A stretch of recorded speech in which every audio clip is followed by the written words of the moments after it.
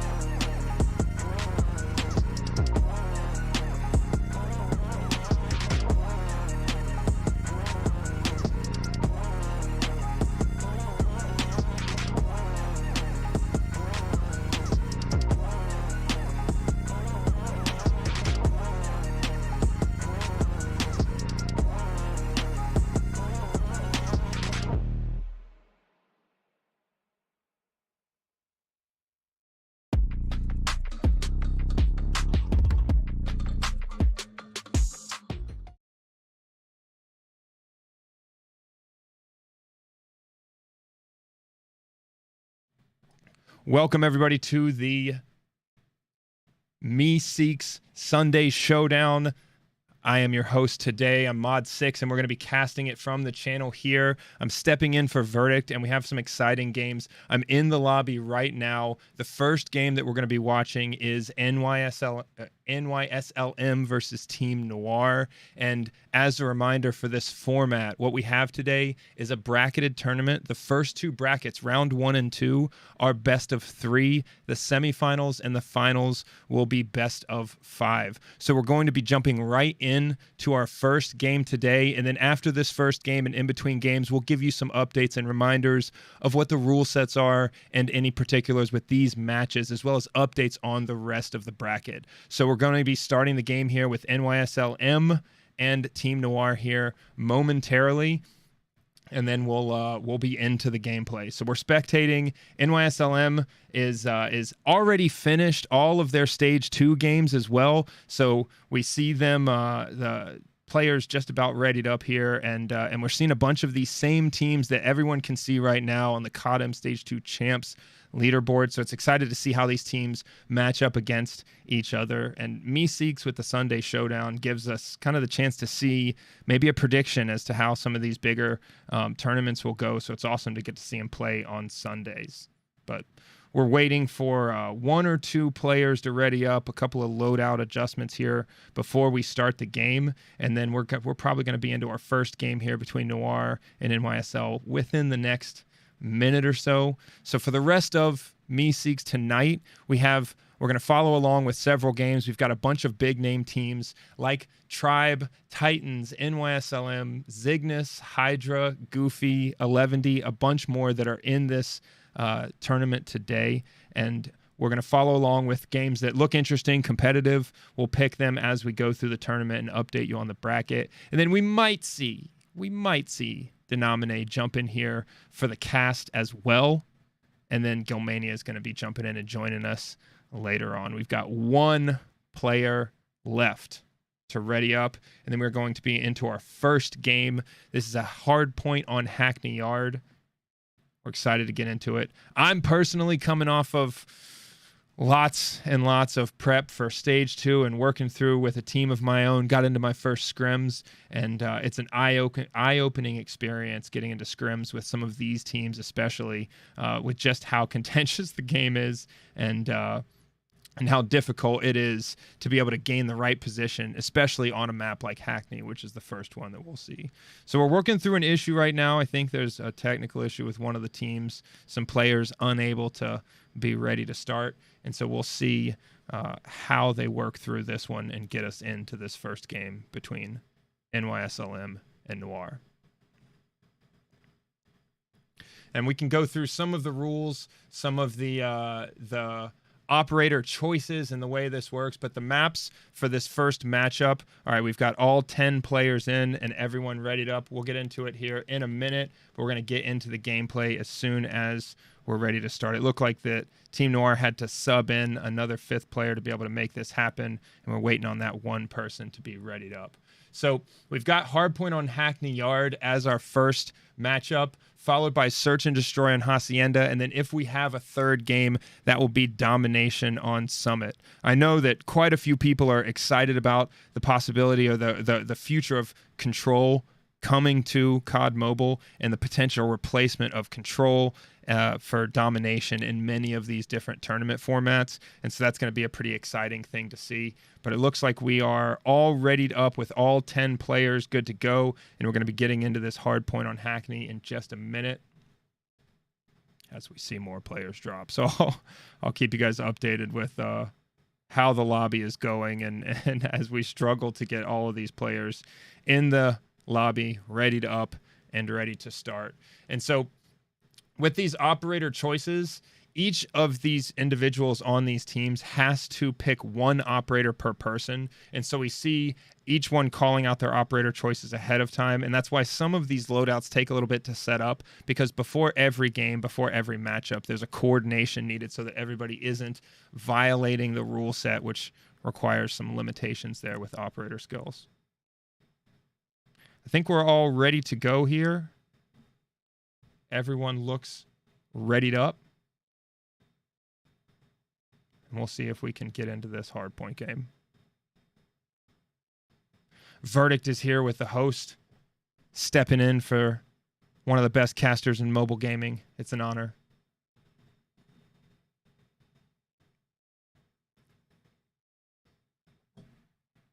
Some last-minute adjustments here before we kick this one off. We have a total of 16 teams in this Sunday Showdown, so we've got 8 matchups in round 1, and so we're not going to be able to see all of these games, obviously, but depending on how round 1 goes, we may follow the winner of this matchup or jump over to another lobby. We see players continuously basically jumping in and out of the lobby as we prep to be able to get this Hardpoint Hackney Yard. But again, for those of you that are just joining, we are doing the Meseeks Sunday Showdown here on the stream, standing in for Verdict, potentially joined by Denominate later on, and then Gilmania as well as we move forward throughout the evening. And then we've got these 16 teams lined up for the Meseeks Sunday Showdown, 8 matchups in round 1.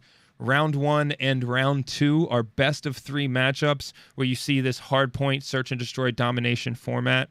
And then we see best of 5 in the semifinals and finals for this. And we'll follow along with teams, check out different matchups as we go. And the first one that we're looking at here is NYSL Mobile against Team Noir in the first round. I've had players jumping in and out of the lobby trying to get themselves organized so that we can get the game, but it looks like we're just about ready.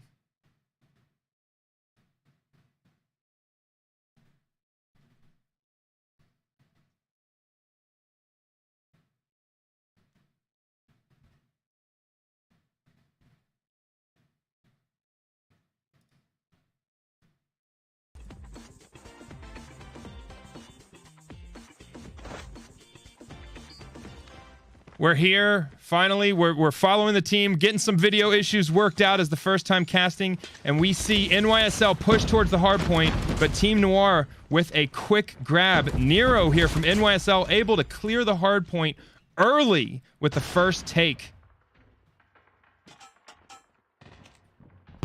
He's got the hard point locked down. Nero on the point with Robalo in space outside the point, clearing the area and making sure that Team Noir has a very difficult time approaching here. Let's take a look from the perspective of Robalo as he goes down. Nero still on the hard point here, holding it down. It's very difficult for Team Noir to approach the point at this point because they're being killed consistently before they even get in the main room. We see all of these positions and angles taken up by the NYSL team.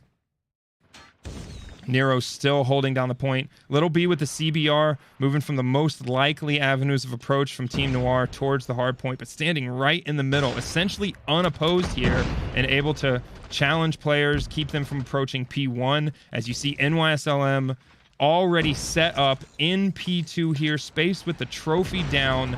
With Hackney Yard, the absolute most important rotation in the game is the P1 to P2 rotation, and it's absolutely necessary that you have that P2 spawn locked down to guarantee that you get the spot here. And as we see Space at the top of this building here, knocking him out on the head glitch.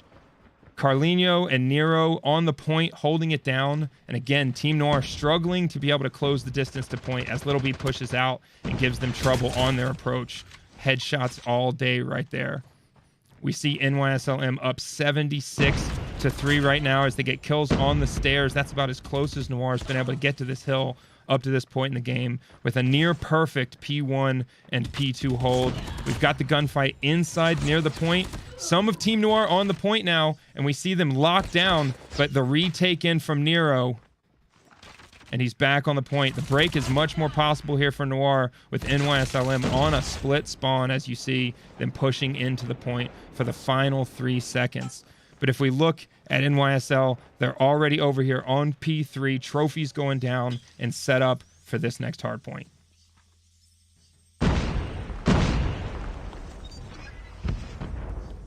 We see the makeshift UAV go out from Nero, the objective king right now in this hard point. And Soda, as he tries to break, he's got to get 1 kill on Nero. He's able to do that with the MAC-10 for this break, but he immediately goes down and the point is unoccupied. Nero, the objective player, back on the objective, working with the MAC-10, one of the most dynamic guns in the game. The strafe speed on this weapon is absolutely crazy right now, and it's doing a lot of good for him as he tries to hold angles, get the slide peek, and stack up more time on this point. We see a 120-15 hard point result so far. NYSLM is rolling through this match very quickly right now. Nero on the objective, kill after kill, able to hold it down, and we see Chris able to move through mid and get a couple of kills for Team Noir here as they're moving over to P4 to try and lock this down. 3 seconds left on P3. Chris in, but with the slide peek, Carlinho able to win that gunfight and continue with more kills to hold that down on the point.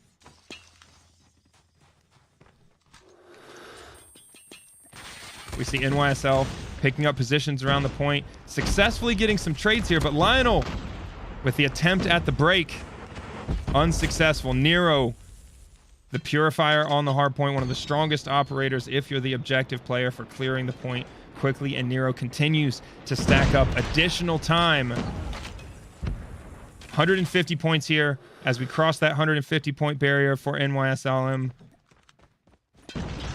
We see Lionel here pushing in another attempted break from Team Noir as he gets 1 kill on stairs. He's in the hard point, a much better position here. They have 20 seconds left, but Nero, addicted to the hill. Nero is back on the point, able to break pretty successfully every time and then get 1 or 2 kills to hold that time down. We see the points here as the hard point is contested, 174-22 in favor of NYSL. As we look around the map, we've got the Sparrow out for Space. Successful shot there, picking up a position where he's got a wide field of fire, lots of visibility as this team starts to push in to this follow-in hard point. This is one of the more difficult points to break here, and it's all about these angles as you cover the areas you know they have to cross to get there. Moving over towards the point, we see Robalo trying to stop the Noir as they approach this P5 here, but Chris trying to move in towards this point, but it's smoked, and NYSL players seem to be everywhere, covering every lane as it relates to this hard point. Lots of difficulty from Team Noir in their ability to close the distance to the hard point here. Death Machine out for Rabalo as he holds angles, able to get a successful kill up top there, but unable to finish it out with the expected triple near the hard point. 8 points left here, 8 seconds left here as we cross 220 to 27. We see Soda over here coming back to the P1 reset. A little bit of success for Team Noir as they establish security around this P1. They're trying to spread out and limit the ability for NYSL to approach the hard point here during this setup. Noir in good position here to get their first solid hold on this point as Soda clears just about every avenue of approach that they can. And you see Not Junior setting up for that P2 spawn. He's able to get 2 kills right there and hold that down. But NYSL on to the point. Nero, as expected, on the hard point here, stacking up these points. Team Noir has P2. They have that spawn, but it may be too little too late as we see Nero still with plenty of time on the hard point. 236 to 38, a huge margin here. So despite that P2 spawn potential, we see Noir lose the P2 spawn. Nero still on the hard point. Carlinho, support objective player there. And Nero finishing out the game with the Purifier. A 250 to 38 result.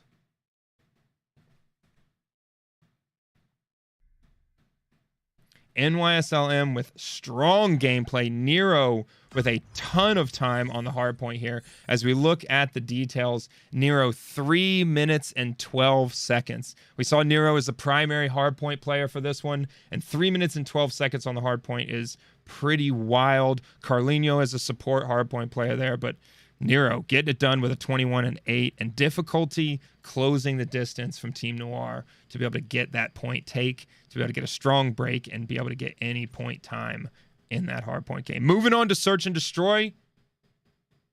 We may see a different story in the Search and Destroy matchup as the teams adjust their loadouts here. That was a strong start for NYSL, and we're going to move into Search and Destroy. This can be a total change in the gameplay here, because with Search and Destroy, the gameplay style changes completely. It slows down significantly. It's more about those angles, and snipers become a major factor. So we're interested to see what we're going to see from Space with a potential SKS, or from Little B as we see snipes on Search and Destroy. We've got the last couple of players readying up, and we should see a pretty quick time in between our hardpoint and our Search and Destroy game on Hacienda. Last couple of players getting ready. And what we see here with a hardpoint play from NYSLM is that they have clear designated players for the hardpoint. And what you'll notice from that play is Nero is a primary hardpoint player there. We have Carlinho as a support player. So when it's a hectic hardpoint, they're putting 2 players on the hardpoint and covering all avenues into the point. But when they've got more space and the other team is spawning out, they're sending Carlinho out further to push that space farther and make it more difficult to approach the hard point. So that tactic with a primary and a secondary point player, and then the other 3 players floating around the map, predicting spawns and cutting them off on their approach, makes it so that Nero didn't have to deal with a lot of traffic in some of those hard points. It was a tactic that worked well for him and gave them a huge margin on the final score there. We've got all the players ready to up here for the Search and Destroy. We're going to be jumping right into the game. And then as soon as we're there, we're going to jump over to the gameplay. We have this best of 3 format. And right now, NYSL looking to close it out after 2 games with some success in Search and Destroy. Potentially an opportunity for Team Noir to come back, extend this to a 3rd game, and show us how confident they are on a domination matchup. Stop waffling. I like to talk. Waiting for the last couple of people to be ready and get started here on Search and Destroy. We have our first round 1 winner, the matchup between DST Esports and Drama's. DST Esports coming out on top and moving up to round 2. Waffles and pancakes, Ghoulie. That's what I'm talking about.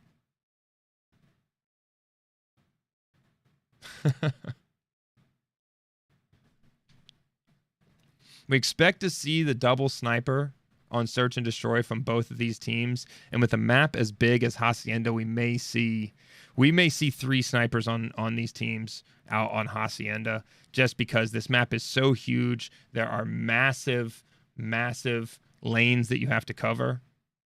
And we are ready to go and into the game. Starting here in the pregame lobby, we see Space with the DLQ, Little B as well with the DLQ. We have 4 of 5 players in the lobby waiting on one. AK-117, CBR, M13, MAC-10. The AK-117 not used by as many players.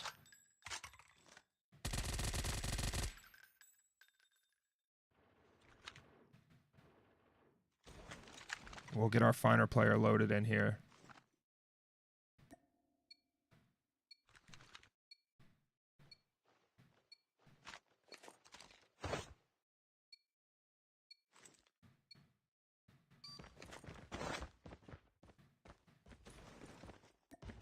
As the teams move towards their position here, we see NYSLM moving towards A. We have one player, Nero, holding down the B site with the rest of the team here on A. Little B and Raballo both getting picks early. You see Kriz with the bomb moving towards mid. Carlinho, MAC-10 on E-Boy. Down to 5 versus 1. Little B with the snipe.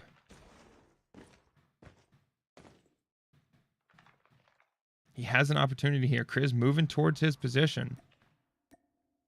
Space underwater. Kriz with the ball, moving towards the plant on A. Little B very close, but the rest of the NYSLM team on the other side of the map. He decides to not go towards A, or maybe clear top before he looks at a plant. Little B's in the hallway here. Will he see him? Little B with the shot. Kriz goes down, and an early round victory for NYSL.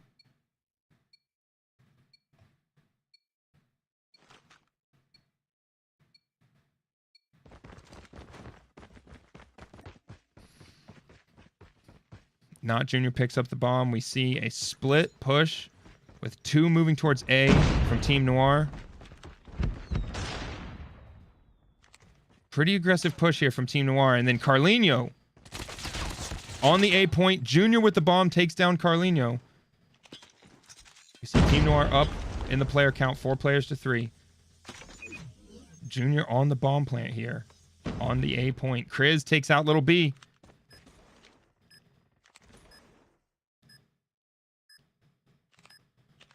Junior here covering mid. Soda covering outside. Kriz in hallway. They've got a good position for this bomb plant. Nero in the 1v3.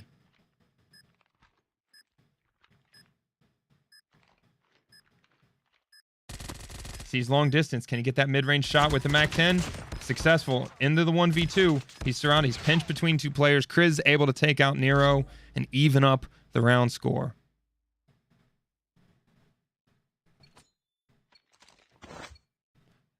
iSplinter with the big raid into the Meseeks Sunday Showdown, bringing 71 viewers in here as we watch an even search and destroy matchup. NYSLM came away big with a huge hardpoint win by over 200 points. We've got it matched up even 1 round to 1 here as Nero pushes forward all the way past the B site. Space with an early pick. We see Not Junior with the bomb moving towards the A site. Able to get a look at Raballo. Not hitting any of those shots.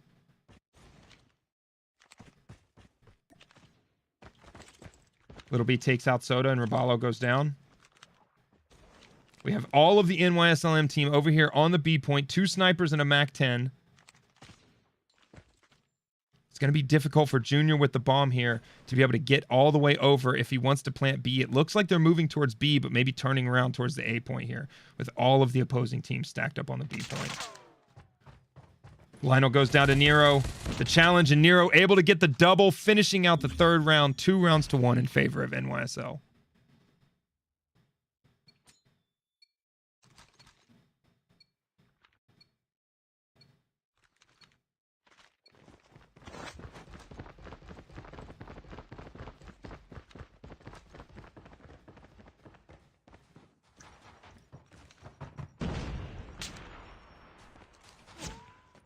We have Junior pushing forward. Little B able to get an early pick. Again, the team stacked up on this B bomb. We see NYSL taking the B bomb position over and over. Gives them 3 clean avenues to cover. And they're able to go up 4 players to 2 here. Carlinho almost getting the kill. We see Space looking for the snipe. Nero on the outside. And Robalo pushing through mid. Robalo gets the kill on Soda. 1 left with Junior. Not Junior. He takes out Space. Makes it a 1v3.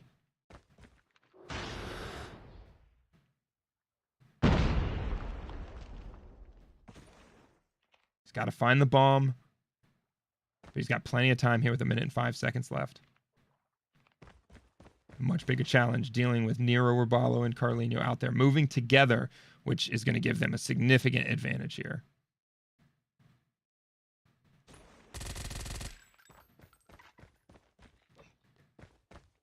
Down to 45 seconds. Has to close the distance with the bomb if he hopes to get out of this round.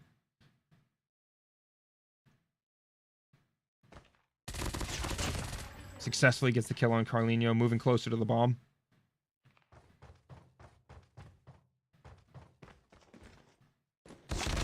Jumps down right into the line of fire of Robalo. NYSL going up 3 rounds to 1.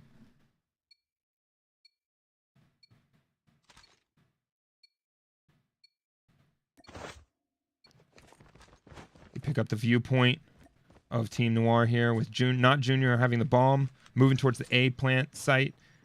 We've got 2 inside, 3 now outside here with not Junior as we move towards the A site.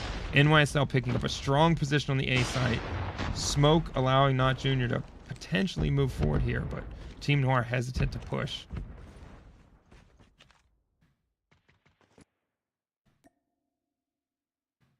Robalo and Space taking out 1 each, bringing it to 5 players to 3. Lionel nearly losing his life to a grenade. Gets the flash. Is able to take out Space with the flash and push with the MAC-10.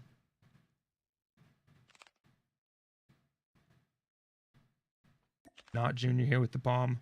Picking up the lane. Might get the shot here if he notices, but slides out and is unable to get it done against Robalo. Lionel alone in the 1v4. Not quite enough to get it done against Carlinho. NYSL 4 rounds to the 1 of Team Noir.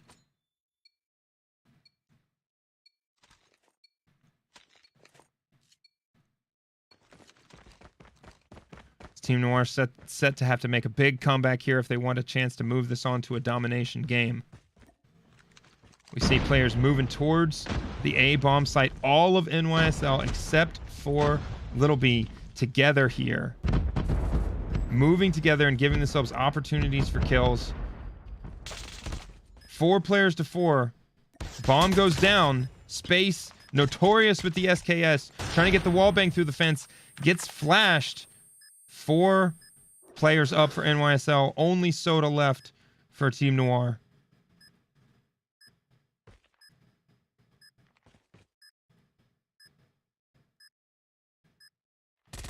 Able to take out Space. He's got more problems with Carlinho and the boxing gloves. Stop that defuse. Potentially 1 round left for NYSLM.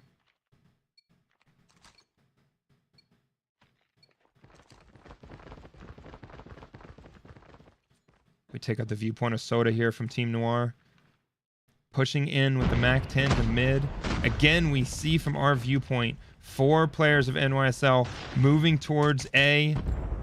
Little B off on his own is taken out by Not Junior. Space aggressively moves up, drops the trophy, planting from a standing position as Carlinho gets the trade for Nero, getting a 2nd kill. 3 players up for NYSL, 2 for Team Noir. Bombs down very quickly on the A side here. Almost a perfect position. He sees him slide across, sees him on the jump. Not able to get it done, though. Not Junior moving in with a potential defuse opportunity here as Carlinho has to move back to the bomb to defend it with 2 of the Team Noir players. He sees him in the hallway. Not Junior with the melee kill. Soda with the defuse. And Team Noir is still in it. He got out the nunchucks.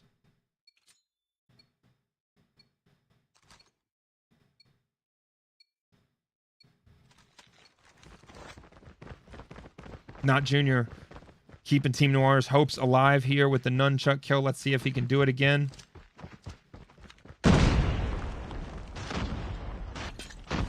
Nero again with the same tactic. 4 players to the A side. Little B here to hallway to try and cause problems, cause an issue as they try and respond to the NYSL push to A. As we see Nero early plant with the bomb. Space able to get a headshot here. Goes down. Rabalo defending the plant site. Team Noir in a 2v3. They're going to need to move in and be able to close this distance. Soda able to take out Carlinho, but Little B gets the wall bang on Soda for the final kill. 6-2 in favor of NYSL, taking the search and destroy and taking the best of 3 series over Team Noir.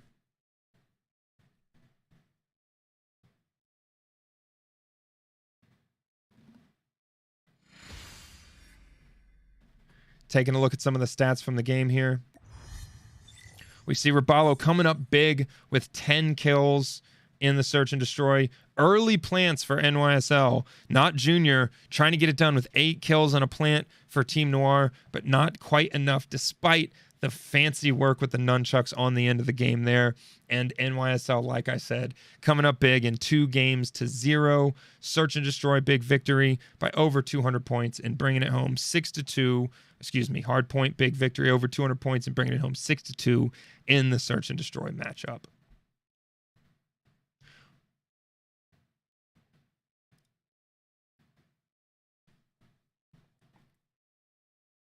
All right, we're going to take a look at what our next game is going to be. We're going to move it over to the replay, take a look at some scenes from this matchup, and then we'll bring it back for our next matchup here for the Meseeks Sunday Showdown.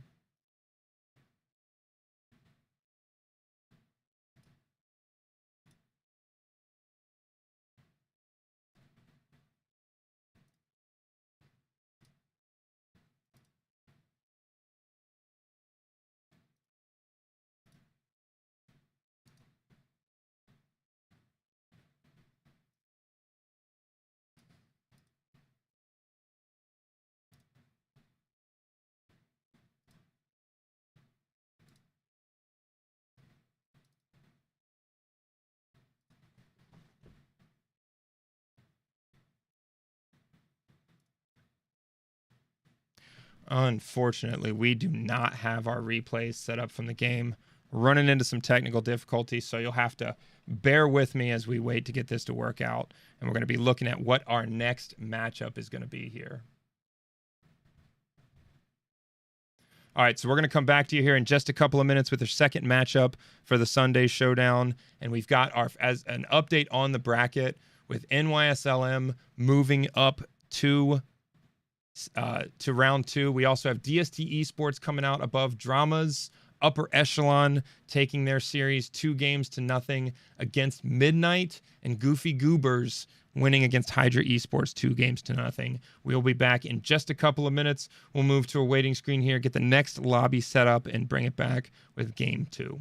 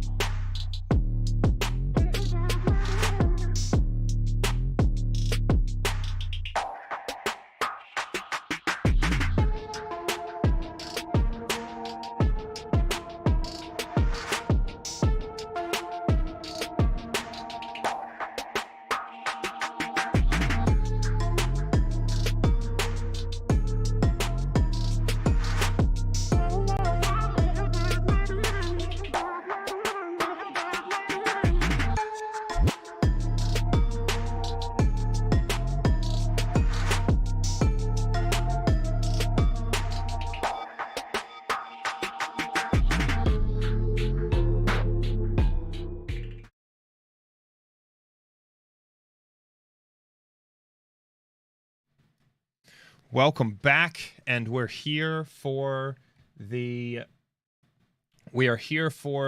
next matchup between NYSL and Upper Echelon. We've got this best of 3 format, and we'll check out what game maps and modes we have for this matchup right now. We see the hardpoint on standoff will be the first game, followed by search and destroy on meltdown, and then domination on firing range. So with this matchup, we're always going to see a hardpoint and a search and destroy like we saw in our last one, NYSL versus Team Noir. We had the hardpoint and search and destroy, NYSL winning both of those games. In the event, we see a 1-1, which we've already seen some surprising upsets with Fate Esports and Wicked at 1 win each, and Team Zodiac versus Zygnus Esports. Team Zodiac picking up a win off of Zygnus Esports, taking that matchup to 1-1. So we have a couple of teams, a couple of games that are in their domination game to finish out round 1. For round 2, what we see with the matchups is Tribe versus DST Esports. We see NYSLM Upper Echelon, which is what we're going to be watching here. Goofy Goobers versus 11T, and then the winner of those 2 games in their domination game right now. So we have all of the players ready to go, jumping into this hard point on standoff as soon as we get this game started. Everybody's got their loadouts set. Everyone is ready to go, and we're going to be getting into our first game, the hard point on standoff, here in just a moment.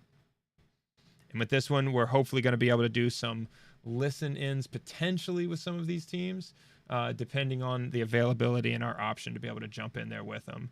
But here we go. Hardpoint standoff. New York Subliners Mobile versus Upper Echelon, as we see a battle of the emotes in the beginning. Upper Echelon here on the blue side, NYSLM on the red side. Let's see if we can adjust. Make sure everyone can see the score here.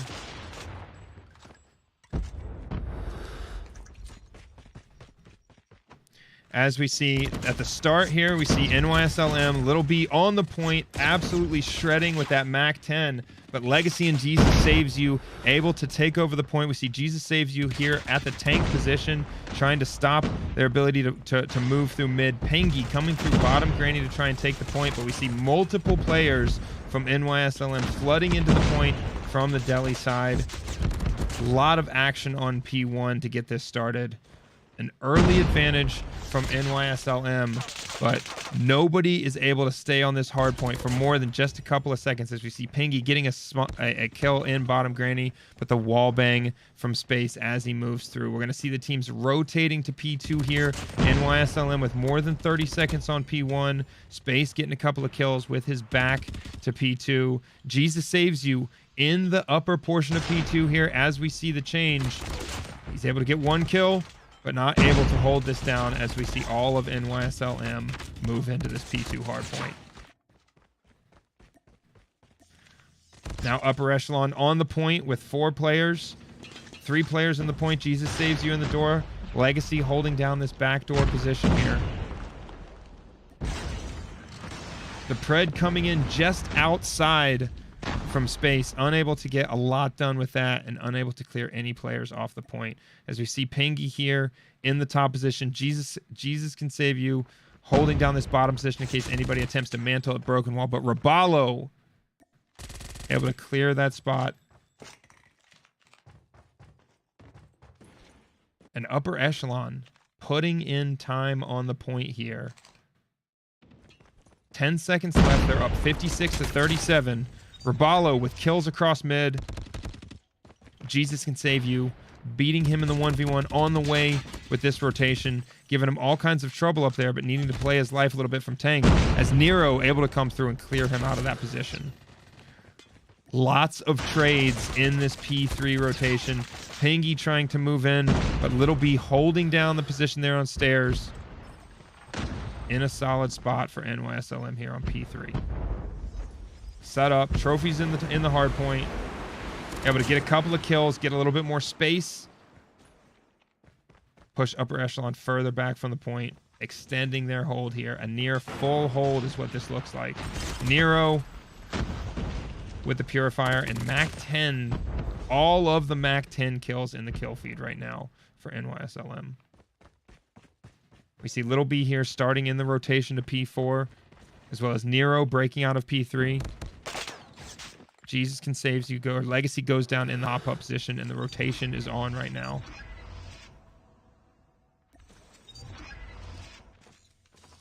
Upper Echelon into this hard point. Pengi taking the top position.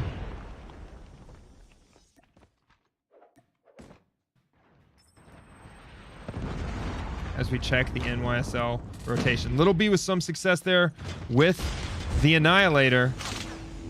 But he's taken out in the door on his first attempt to break. Legacy still holding down the stairs position, but fewer and fewer teammates on the hard point to help him as we see this push here from NYSLM. Carlinho moving into the hard point, but he's got Upper Echelon players right above him to deal with. He's going to get some time here on the point, but he may be contested very soon. Purifier of no use. Carlinho chasing him down and getting the kill on the point. The rotation here about to come in a minute, but still plenty of time left on this hard point for Upper Echelon to push and try and close this distance as NYSL extends that lead, continues to extend the lead to over 40 points now. We see Pred missiles coming out from space. Here in top market, checking the position of the rest of the team, holding down top market and giving Upper Echelon all kinds of trouble in their rotation back to P1 here. Rabalo in top granny, able to finish off his gunfight and secure this position. We see NYSLM consistently winning some of these gunfights in the transition. As I say that, we see trades going in everywhere, back and forth, as these teams vie for the P1 reset. Jesus can save you with the Annihilator out. Unable to get a kill here with it yet. And Space able to kill him off of the Annihilator as we see the fight here between Pengi and what looks like nearly the entire NYSLM team for this hardpoint. Rabalo with a double kill with the Mac 10 here from bottom granny.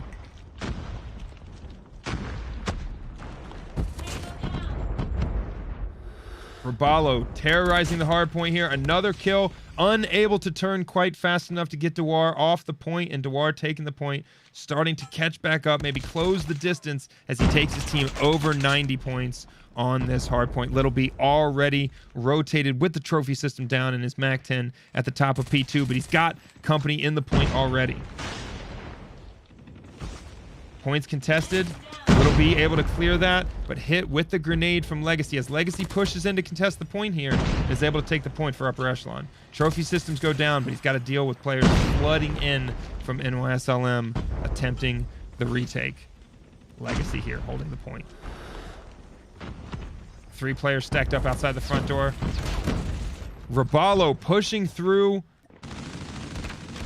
with the death machine, but somehow snipes in the mantle, still able to kill Rabalo, take him off that death machine, and we see Upper Echelon maybe closing some of this gap a little bit, bringing this down to close to 50 points on their rotation here to P3, but NYSL ahead of the game on the P3 rotation. They know they're up in the points. They can afford to give up 15 if they can get a full hold on this next one. Little B attempting to clear folks out here from outside P3, but Jesus can save you. Trying to give his team some space to rotate.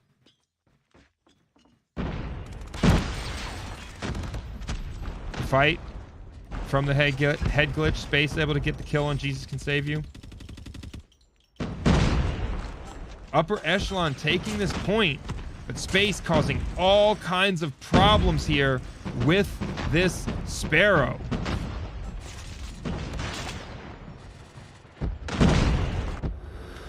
Jesus can save you spawning out. Little B pushing in to try and break this point. Upper Echelon's had control for a little while, but Noir able to get these kills on the stairs.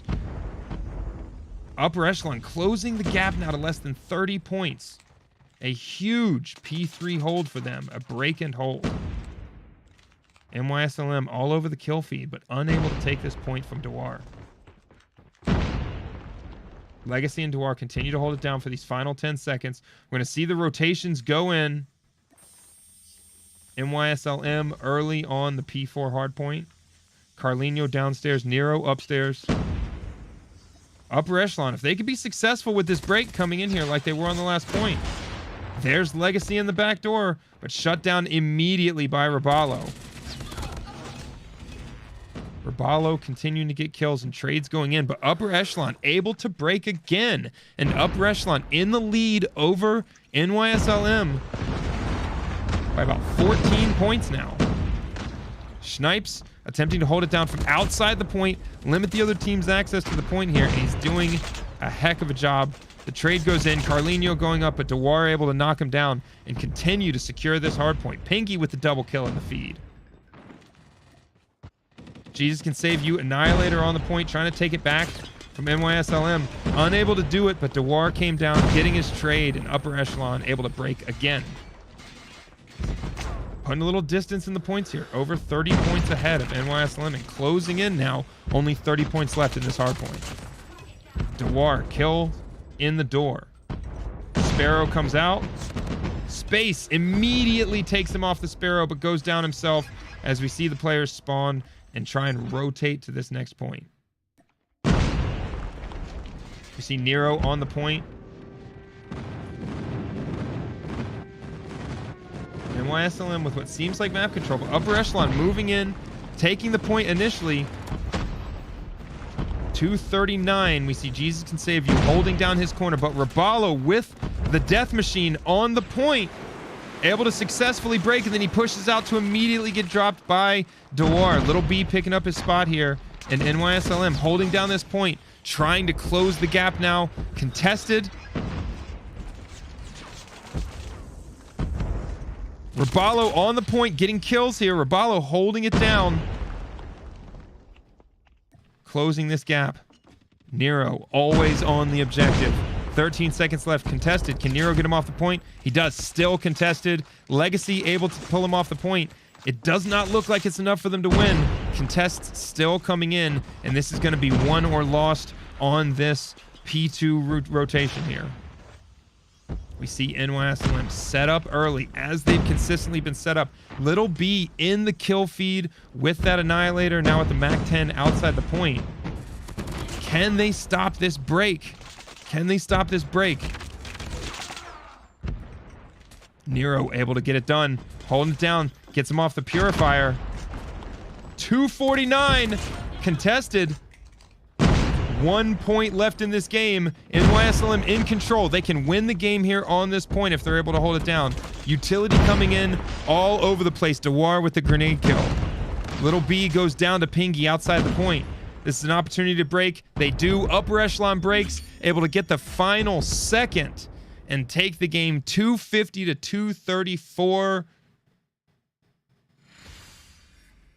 against NYSLM. Let's take a look at these details. We see Legacy consistently on the break and 2 minutes and 34 seconds on the hard point with a 31 and 28. Raballo seemed to be shredding there with 42 kills. Space 42 and 16. A heck of a KD, but not quite enough to get it done as they weren't able to hold that final P2. And lots of success in the hard point so far for Upper Echelon.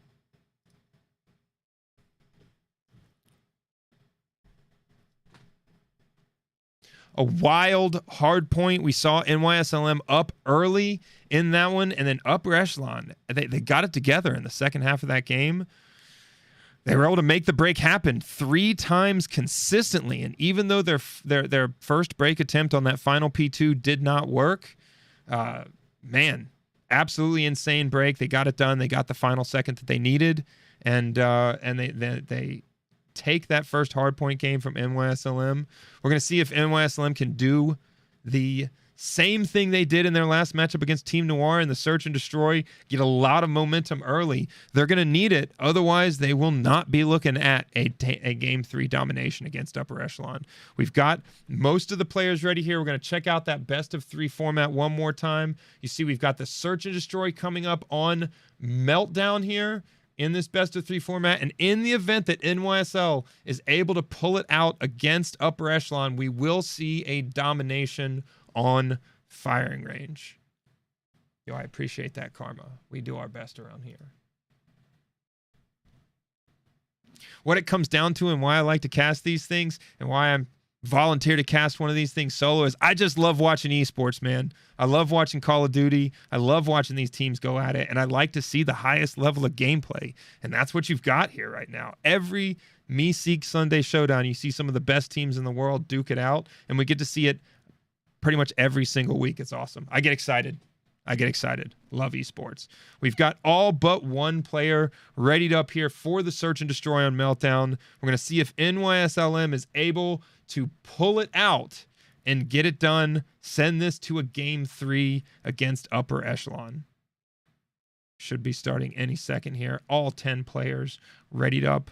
Search and destroy on Meltdown. It's a big map with some long linear lanes, and we should see the snipers go a little bit crazy by generator.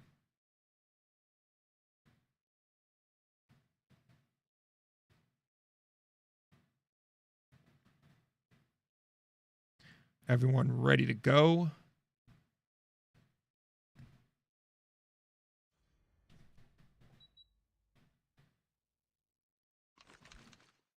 All right, we're here on Meltdown. Picking up the position here with NYSLM. We've got Little B with the Mac 10. I expect to see him pull out a sniper, but potentially not. Pistol, Mac 10, DLQ for space. He's going to pick up his position here, see if he can get an early pick. Sets down his trophy system. Oh, he sees him in there and unable to get the shots because his team's getting it done for him. Early plant from Nero as they push through A. NYSL with the early plant strategy consistently. They did this exact same thing against Team Noir. They're up in 3 players to 2 in this first round of S&D on Meltdown. Early plant. 32 seconds left on that bomb. Carlinho takes out Jesus Can Save You and Legacy with the double kill at the end. For a super fast round 1 for NYSL.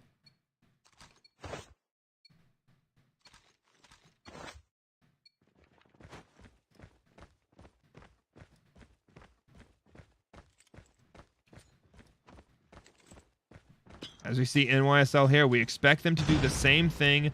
A fast push. Nero on the point here, able to drop Noir. Little B drops Pingy, and Carlinho drops Snipes.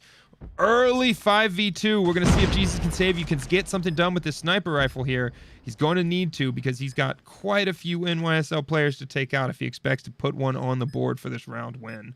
We see Space and Jesus Can Save You in the sniper v sniper, but Legacy's able to jump in behind him.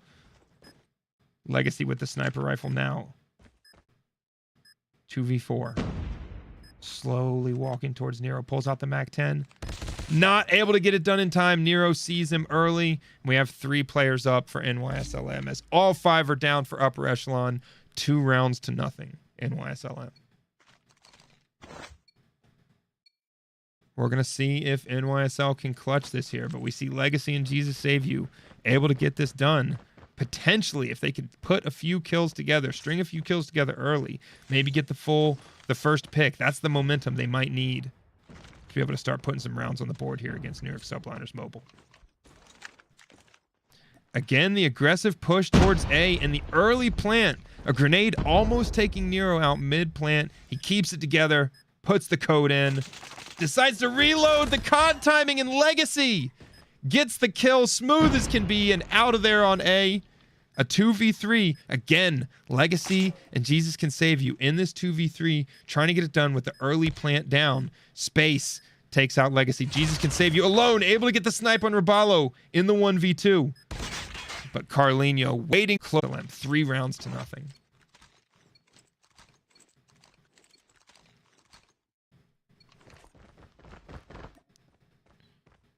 Every single round, NYSL has hard pushed A, sprinted in with grenades as fast as they can, knocked out a couple of kills on A, and then immediately gone for the plant. Just happened exactly the same way. The only thing is different here is I expect Nero to be planting the bomb right now, but Jesus Can Save You able to take him out middle of the map. Now, bomb out in the middle of the map like this is a huge disadvantage because they're up 2 players to 1, and Space is going to be forced to cross the entire map. He's walking with his dead silence. He's going to be forced to cross the entire map. Find that bomb out in the open with Legacy and Jesus Can Save You able to set up in Overwatch positions here. This is a huge ask for him to get this done in the next 1 minute and 3 seconds. He's taking his time. Continues the walk. Jesus Can Save You. Prone, waiting for him right here. He's right behind the sign.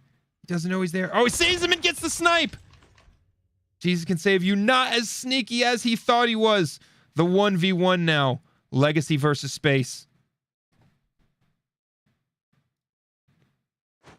Is Space able to get this final kill? 1v1. Legacy versus Space. We see Legacy moving out with the MAC-10. Space with the DLQ.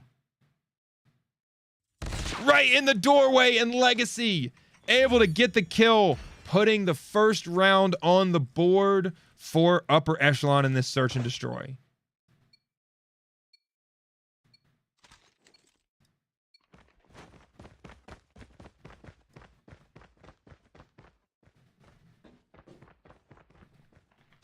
Now we see NYSLM Space with the snipe. Nero with the double grenade.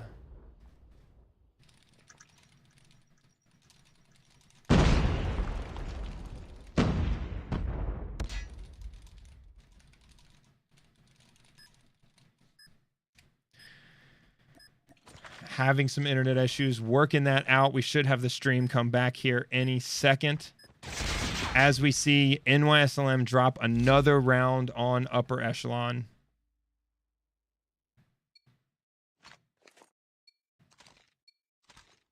There we go. We should be back with the stream. It might be coming in a little bit choppy. We're going to stay with the game. The stream should even itself out, kind of come back, and everything should be fine with the video feed here within just a second. Snipes with the bomb now. 1 round to 4 Upper Echelon. They take the NYSL tactic and hard push into A. A little bit of success here. 3 players to 4, able to even it up in a 3-3. Snipes taking a note from Nero with the early plan after that hard A push. Upper Echelon with 2 players up and down. Little B in Space closing that one out. 5 rounds to 1 now for NYSLM.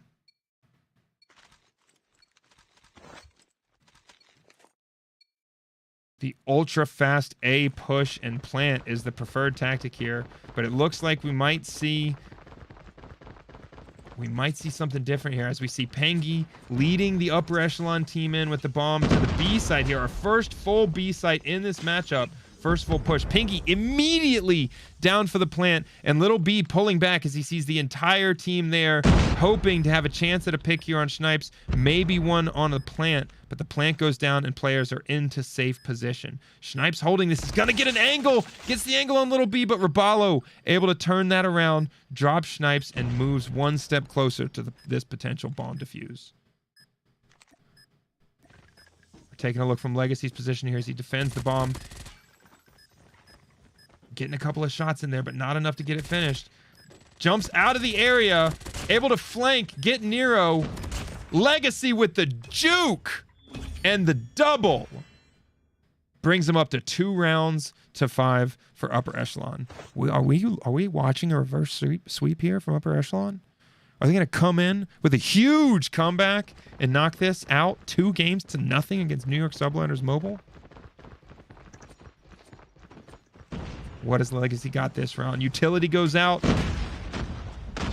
All the trophy systems down around B. Pengi with the early plant here. Is Little B going to be able to get the snipe? He was not able to last round. He's looking for him after the plant as he crosses. Unable to get a shot off, but he re-challenges. You don't re-chow the angle against Little B in this game. We saw the consequences when that happens. Little B almost losing his life to Legacy, but Space able to come in, get the kill. Space goes down to Jesus Save You, and it's chaos on the B point as the bomb's down. Jesus Can Save You in a 1v2. Gets a couple of shots in, but he's in trouble. They know where he is. kills Little B. Is he going to be able to get it done? No! Carlinho gets the kill with plenty of time to pull off the defuse, and Carlinho keeps NYSL in this matchup 6 rounds to 2. Ladies and gentlemen, we will see a domination game.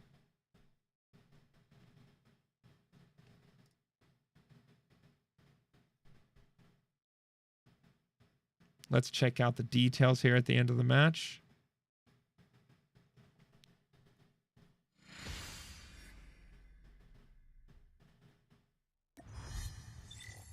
We see Carlinho coming up big with 10 kills and a diffuser. Balo with 8 kills, and NYSL able to hold it together, get their game win in, and push us to a game 3 here. Let's check out what we've got coming up in this best of 3. After a big search and destroy win for NYSL, we have 1-1 and domination on firing range coming up.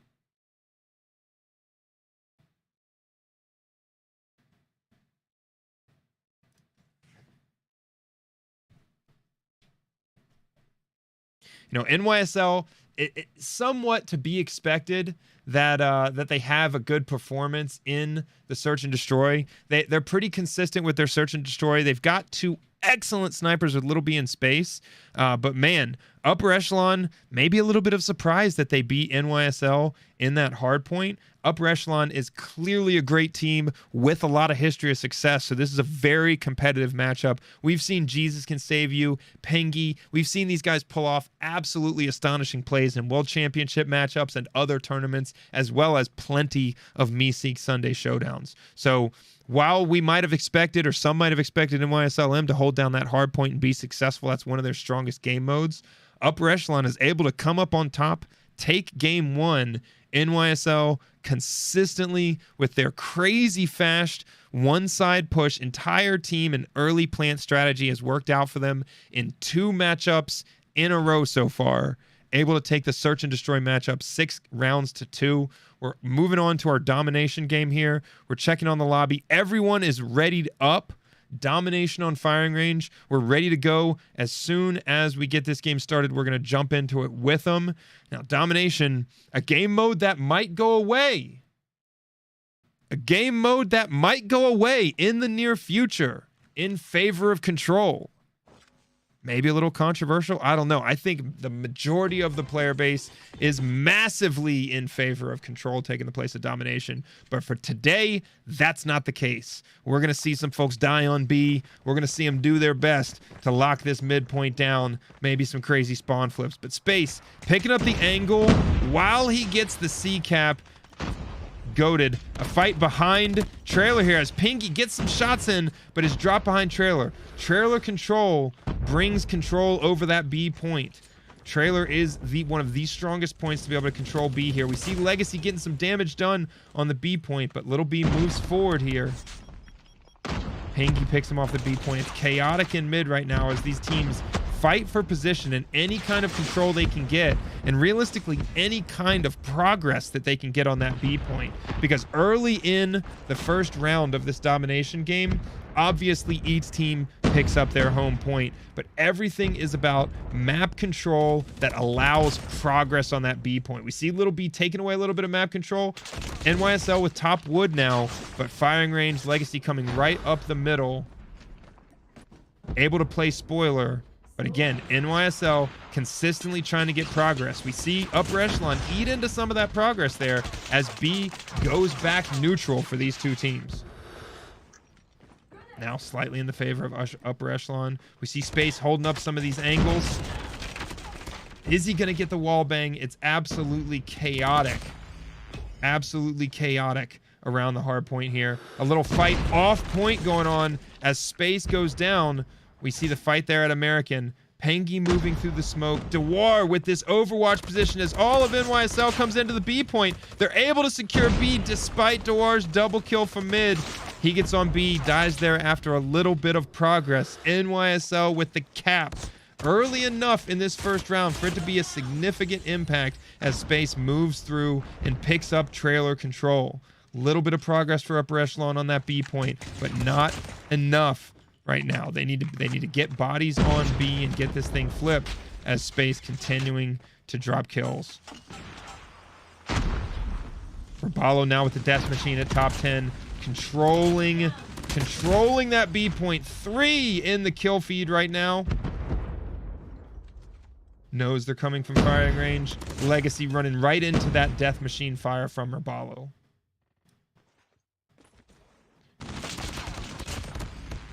Rabalo with outrageous Death Machine there. Pulling up at least 4 kills with Death Machine, creating plenty of space around B.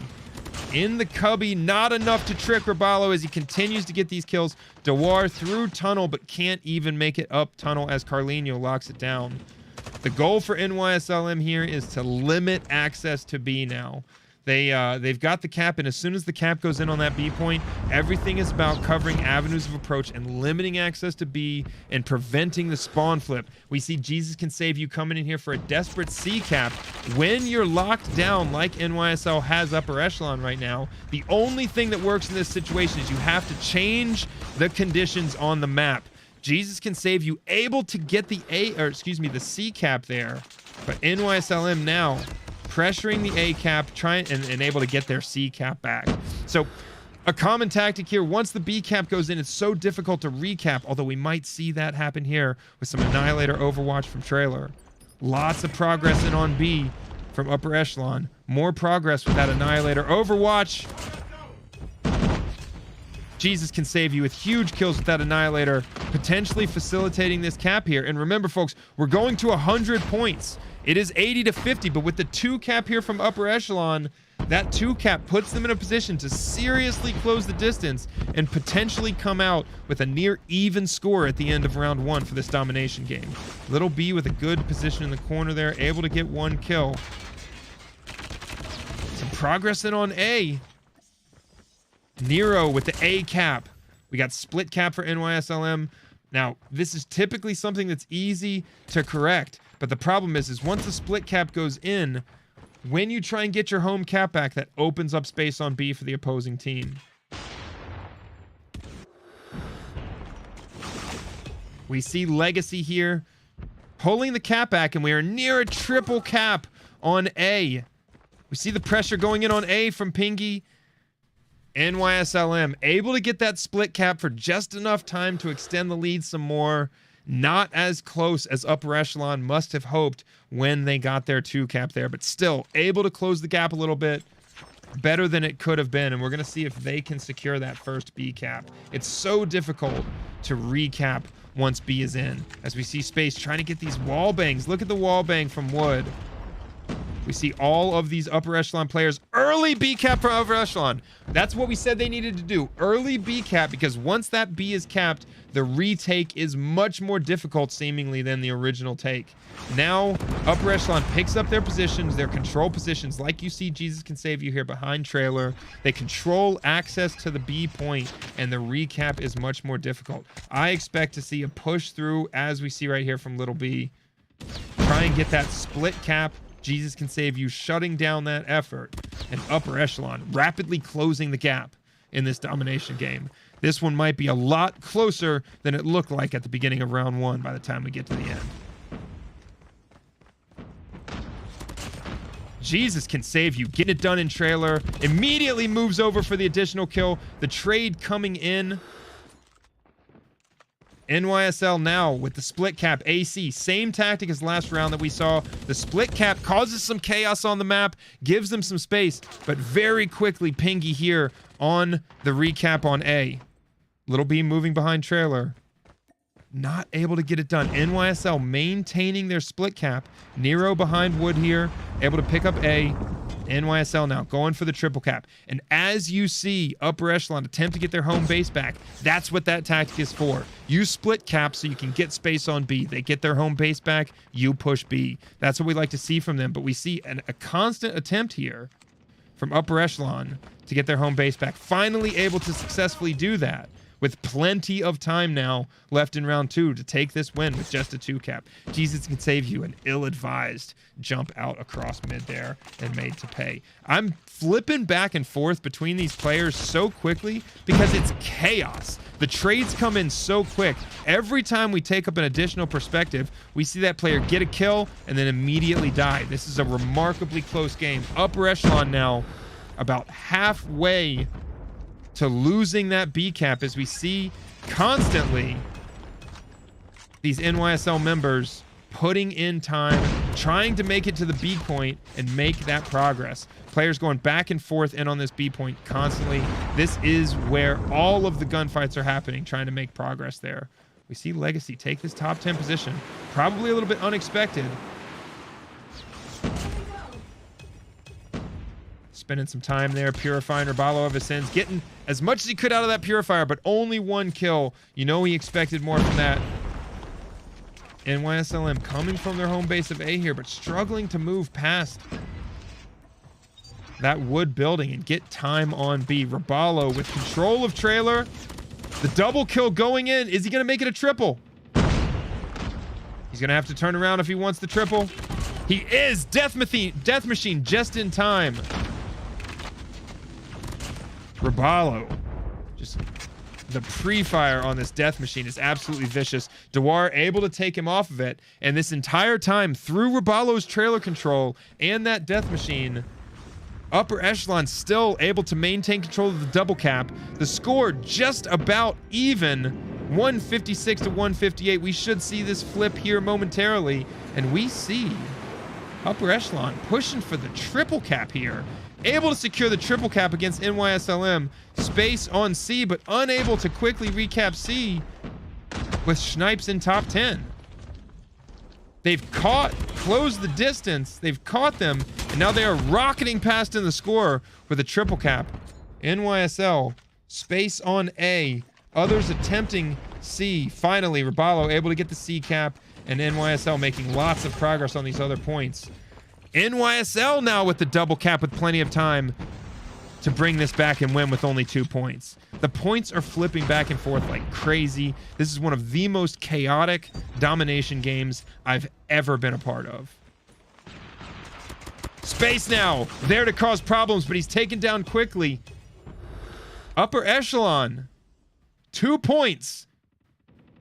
12 seconds to go. Pengy, the Daredevils running out into the middle of the map. He knows they're coming firing range, but they take him down. 194 to 171. The double cap. C going in. They need the triple though. B and A both flip. 197, 199. And as Jesus Can Save You goes down in bottom wood, Upper Echelon able to finish this game out. Time limit reached and a 199 to 174 result. Upper Echelon with a big win over NYSL Mobile takes it 2 games to 1, winning the domination in a big comeback after a round 1 deficit. And, I mean, nearly 30 seconds of triple cap time there from Upper Echelon. An impressive performance. We see Legacy coming in with 35 kills and 31 deaths. Lots of very close KDs here. Rabalo, OP on the KD ratio with 46 and 34, but not quite enough to get it done. Upper Echelon, getting the caps in when they needed it.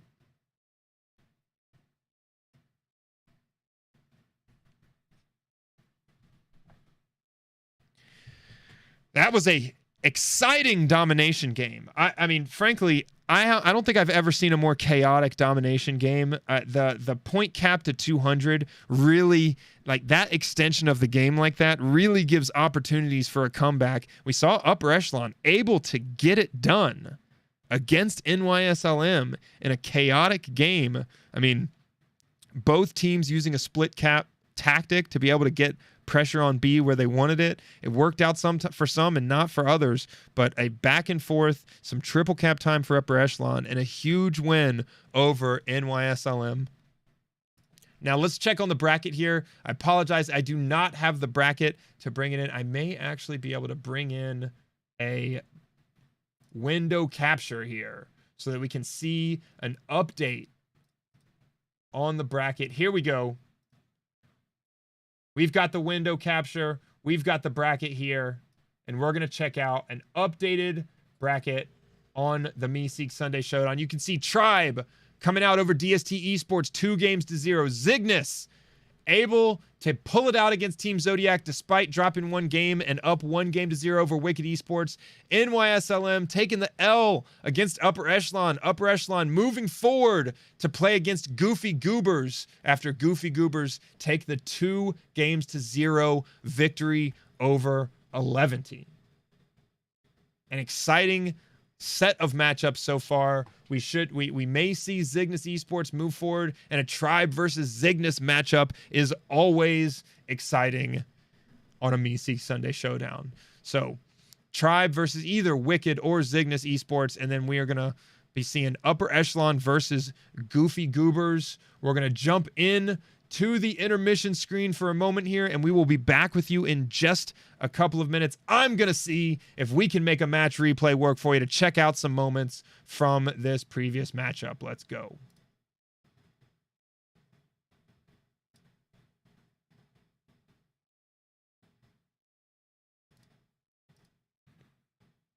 Is Space able to get this final kill? 1v1. Legacy versus Space. We see Legacy moving out with the MAC-10. Space with the DLQ. Right in the doorway, and Legacy able to get the kill, putting the first round on the board for Upper Echelon in this search and destroy. Absolutely chaotic around the hard point here. A little fight off point going on as Space goes down. We see the fight there at American. Pengi moving through the smoke. Noir with this overwatch position as all of NYSL comes into the B point. They're able to secure B despite Noir's double kill from mid. He gets on B, dies there after a little bit of progress. NYSL with the cap early enough in this first round for it to be a significant impact as Space moves through and picks up trailer control. Little bit of progress for Upper Echelon on that B point, but not enough.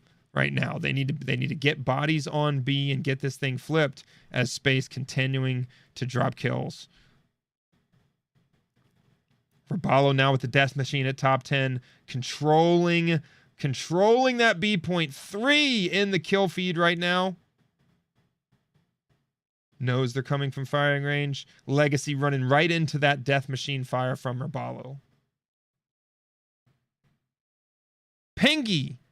The Daredevils running out into the middle of the map. He knows they're coming firing range, but they take him down. 194 to 171.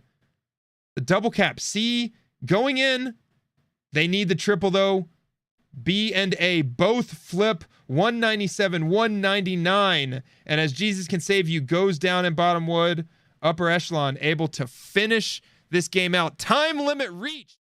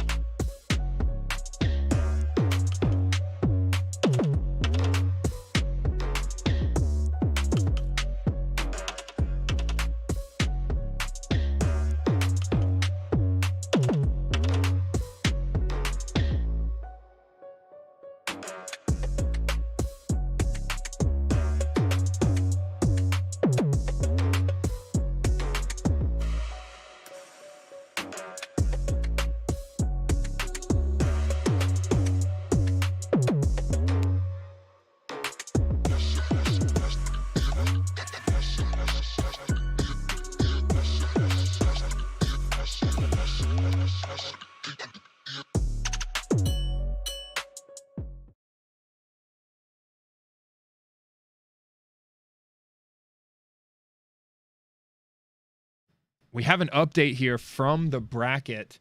In the last game with Zygnus Esports versus Wicked Esports, this is the last game. They're actually having to redo the last game for round 2. There was an issue where everyone in the game, I think at this point, is aware of professional players, content creators. Never happens to me because I don't think I'm good enough to make people that upset. But I think it's through the report system, the in-game report system, and these players get reported enough times in a row because they are excellent at the game. They stack up crazy kill counts, and then people get upset and they think they're hacking or something, and they report them. These reports stack up, an auto ban happens. We've had an auto ban happen here in this game in our round 2. When the auto ban happened, all of a sudden the opposing team could see all of the other players on the map. It was a glitch in the game, so it looked like a UAV, but it wasn't a UAV. It was some kind of glitch where when the auto ban happened in the private lobby, they had an issue and they had to reset the outcome of that game, restart. And so as the other side of the bracket, which maybe some of you have watched with Gilmania, as the other side of the bracket gets reset for that second game, we are going to wait for them. We're probably going to be about 8 minutes or so, potentially 9 minutes away from our semifinal game. So we'll have our next match screen come up here in just a second. Give everyone a chance to reset, maybe work on lowering your heart rate and your blood pressure after that insane domination game we just saw, where upper echelon came up on top and gave themselves a shot at potentially the final first. They're going to have to make it through Goofy Goobers in the semifinal. We're going to be organizing the lobby here and getting ourselves ready to go, waiting on the other side of the bracket for round 2 to finish, and then we will get started with the semifinals. As a reminder, the semifinals is a best of 5 series. So we're going to see 5 games. It's going to take 3 wins to go to the next round to make it to the finals. And it's going to be a huge ask for any of these teams because everyone we've got in the semifinals at this point is absolutely elite. So we will be back in a couple of minutes. You'll see some information updates here on the screen. We're going to go to the waiting screen and we're going to get ready for the semifinals as the other side of the bracket finishes their round 2.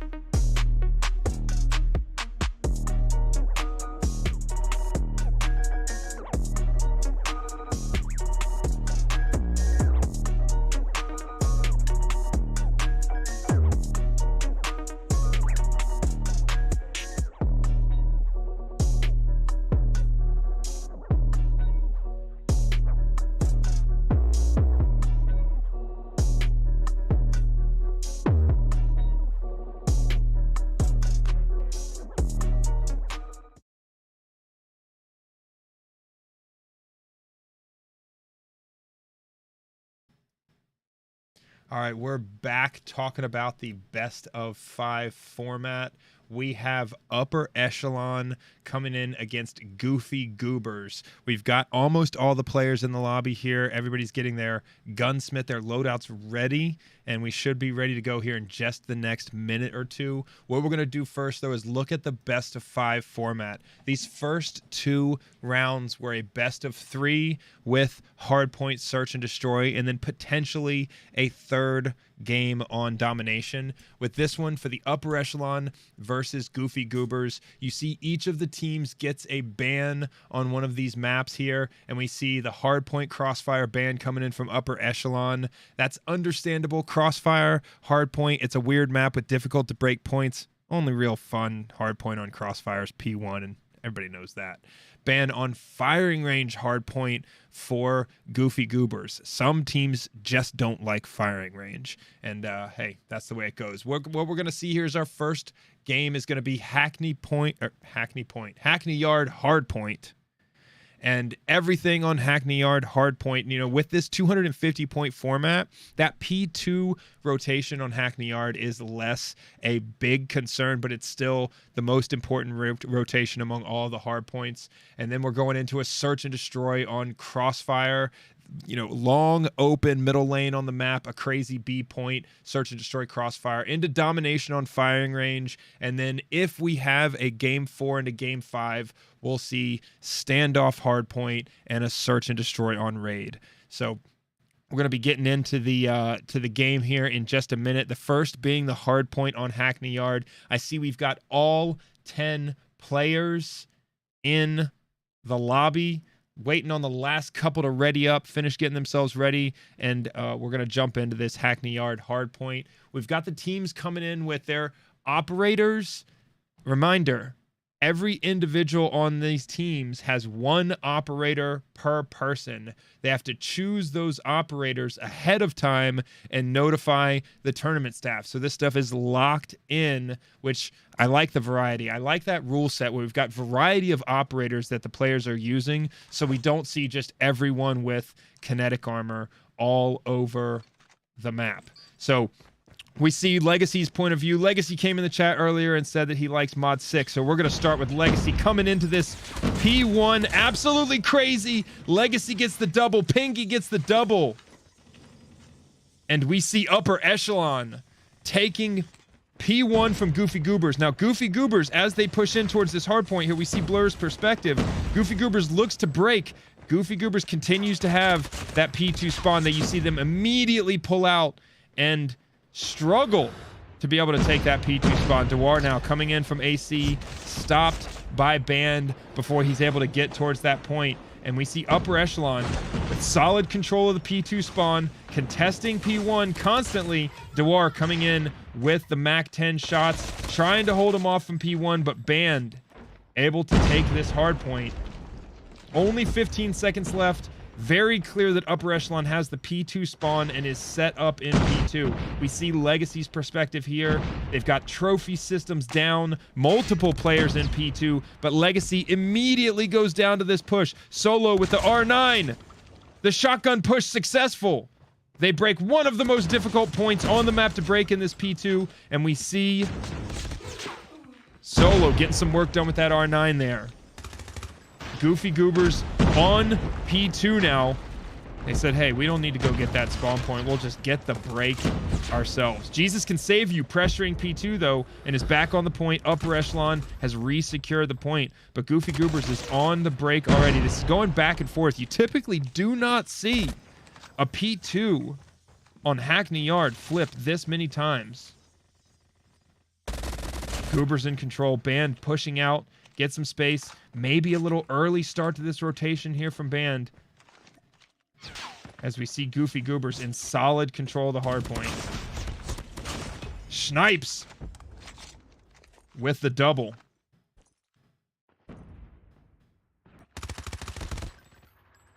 Envy set up in the corner, or excuse me, in the window here.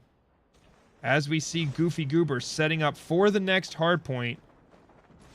Upper Echelon getting a little bit of scrap time there. 70-31 after the first 2 hard points here for this game.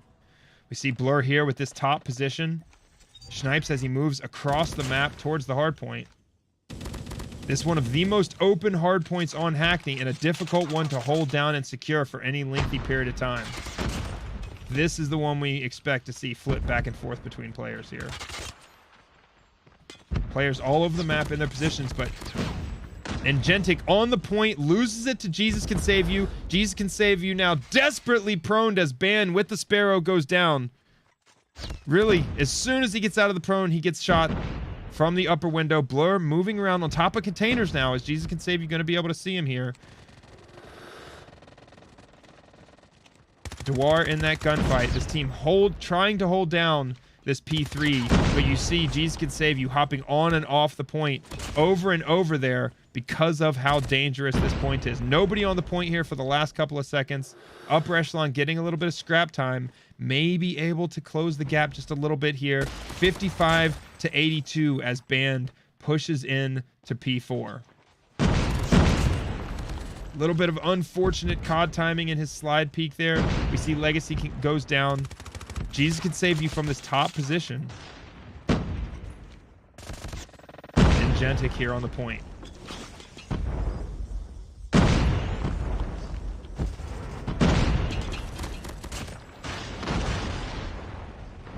Engentic holding down this P4, successful. 2 kills, 2 different avenues of approach. Teammates around him.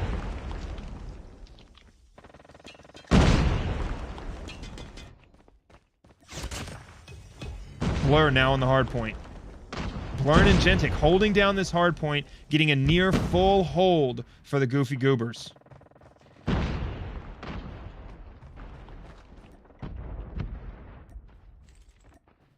And now we see Goofy Goobers Band spawning out, but Solo set up on the next hard point, secures the kill, and we see Goofy Goobers in transition here as they get a near full hold on P4 and move into P5 with a strong position here. Solo on this hard point. Seems like he's got one player with him. Envy up here as well. So they've got 2 players holding down new hard point as we see him cutting off any chance for Upper Echelon to approach and potentially break this hard point going in.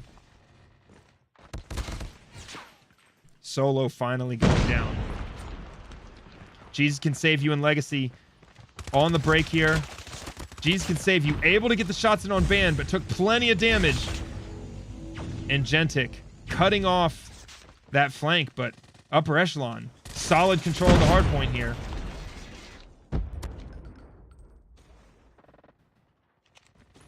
Pengy picks off Envy as he approaches the hard point. Upper Echelon looking to close the gap.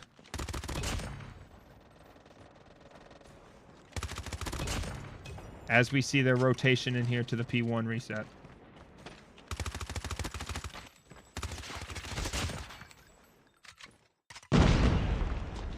That full hold by Goofy Goobers on P4 has put them up 80 points now. Pengy getting work done on the hard point, finally dropped by Envy. And we see the battle here for the P2 spawn going on. At the same time, we see these teams contesting back and forth on this hard point. Snipes, a solo hold on the hard point. How long can he lock it down? Able to get 1 kill there. Extend his time on the point. Close the gap to 60 points now for Upper Echelon. 104 to 164. Good idea on those wall bangs. He knew where he was. Snipes here spending plenty of time, getting all of the rest of this time here on this hard point. Able to get a pred, tries to get him on AC, but goes down to Band. On the rotation now, we see these players mixed in, but it looks like Goofy Goobers are able to reset that spawn and Blur up on this hard point here. His Annihilator out. In a perfect position in this window, but the smoke, absolutely clutch smoke for a minute, able to get an Annihilator kill, still has at least 1 more shot. Done with the Annihilator. Blur with a solid hold here, extending the lead by 50 points until Legacy able to make the break with the MAC-10. A solo break, Band in his doorway. He's able to hold it longer. He's got teammates on the point now. 3 on point for Upper Echelon. Players still flooding in with 31 seconds left on this point. Legacy finally going down. These P2 points are contested and flipped far more than we see on the average Hackney Yard game.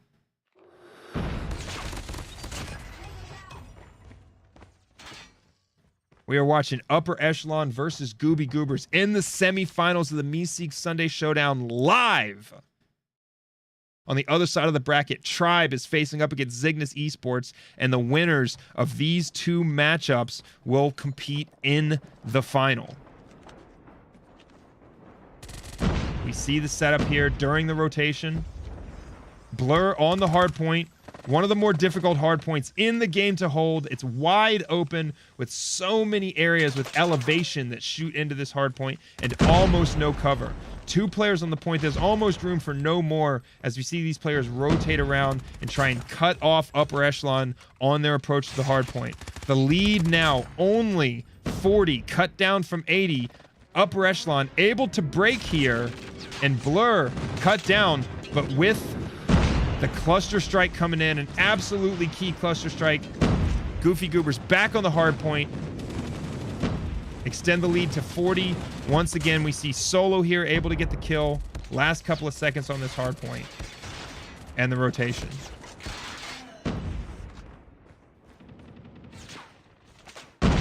Legacy set up on new.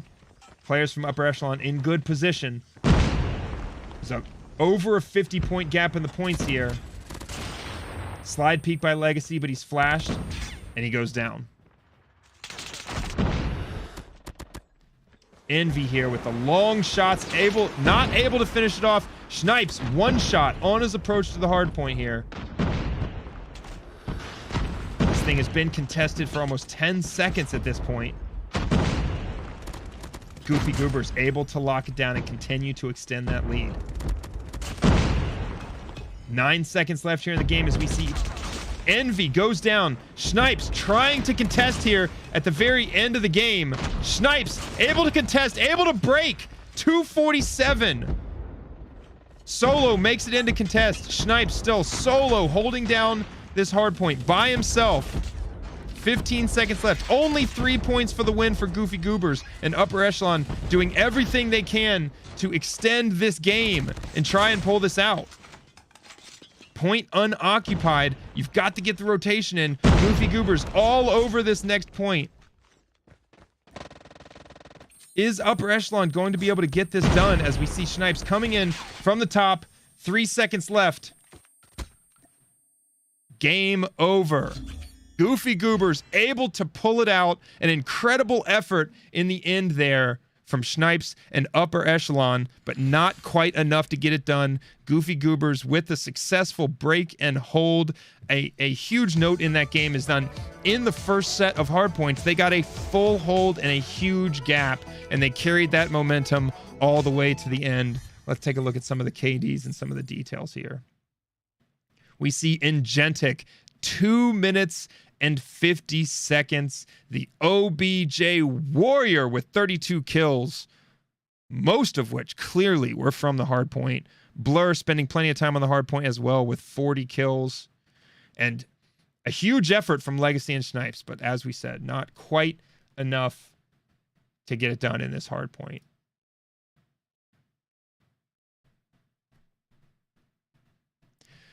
Goobers going up 1-0 over Upper Echelon in a competitive hardpoint. Hardpoint on Hackney Yard, I've never seen the P2 flip that much. It's such an important important hill because it's difficult to break, and when you control the hill, the other team spawns out far, which means they have a longer run to the hard point, fewer opportunities in that 60 seconds to break it. We saw in both of those P2s on Hackney Yard, we saw the control of that hard point flip 3 or 4 times every time. So a pretty wild game.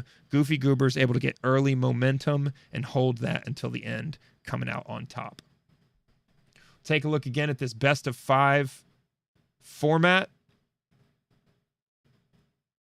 Next up, we have Search and Destroy on Crossfire. We're getting into the game now. Here we go. picking up the viewpoint of Blur, going into search and destroy on Crossfire. This is a wide open map down the middle. Players always running the smoke to be able to cross to that B point. Blur taking up this top position. Band moving into the point, able to get a kill on Pingy here. Envy dropped Noir, and that aggressive push through the B point. Solo finally able to put a stop to Band. Jesus Can Save You with the snipe, putting a stop to Band. We see Solo with the R9 here, right next to the B point. Bomb goes down on B.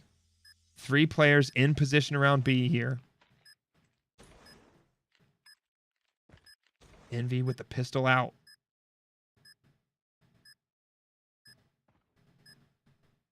Jesus Can Save You, making an approach to the hard point. Legacy able to get the kill there. And Gentic in the bus.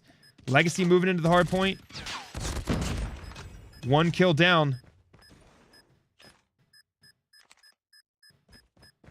6 seconds to defuse. He's got to defuse now.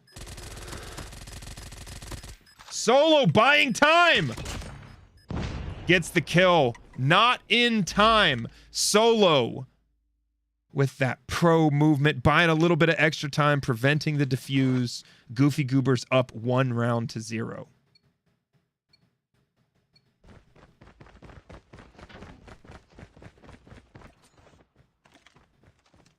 Envy and team moving across here to the B point. We see Blur picking up a position with the SKS.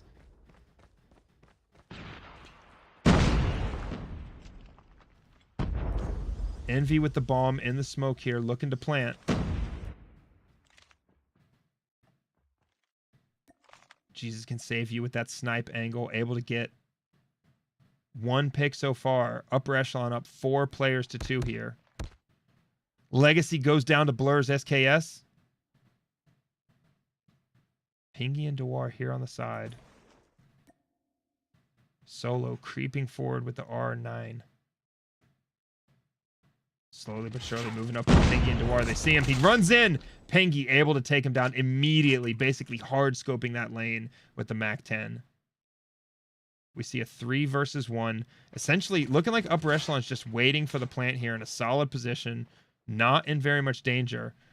Blur trying to find a way in here. Trying to find a way to drop these players one at a time and not have to deal with them all as a group.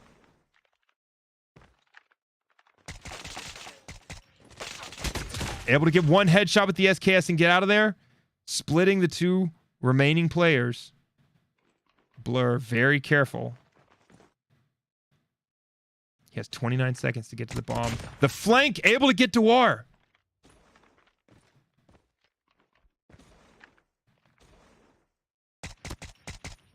Blur taking shots on Jesus Can Save You. Got him at half health. Able to pick up the bomb. Knows he has plenty of time to plant here. Jesus Can Save You cannot make it up to his position. Blur has all the time he needs. Jesus Can Save You is going to have to spend another 10-15 seconds just to make it to the bomb. Blur knows exactly where he's coming from. Able to set up a brilliant 1v3 from Blur to finish that round. Goofy Goobers go up 2 rounds to 0.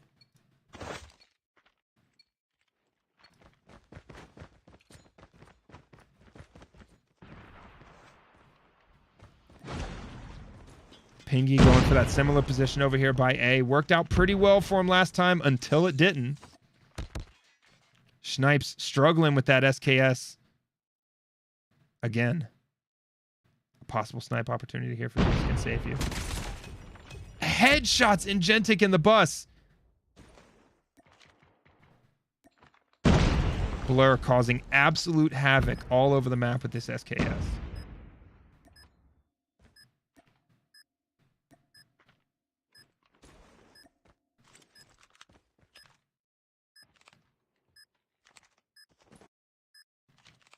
Upper echelon making their move in towards the bomb here.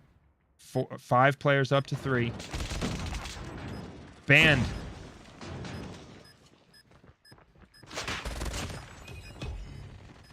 The defuse going in. Pingy able to drop Band.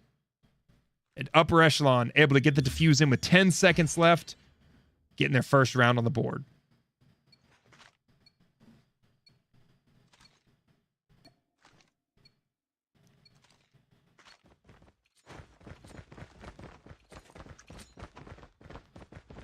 See the movement towards B. Utility going out. Smokes across mid. Solo able to get a shotgun kill early on Snipes.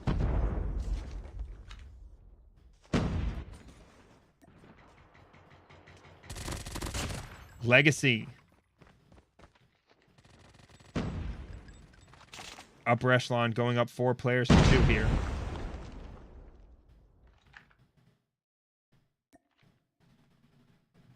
Band with the bomb looking for an opportunity to plant. Very careful in bus right now to not be seen.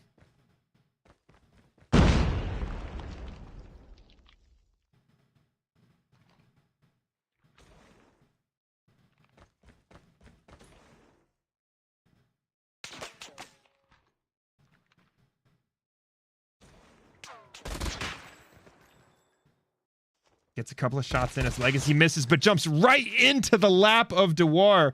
Noir now able to sit and overwatch this bomb. Solo making a break across mid. He's got a shotgun, not an optimal position. Jesus can save you, gets him with the snipe.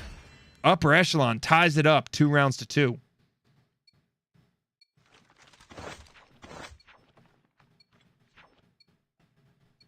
Back and forth S&D so far from between the Goofy Goobers and Upper Echelon. Envy with the bomb. Utility grows out across mid.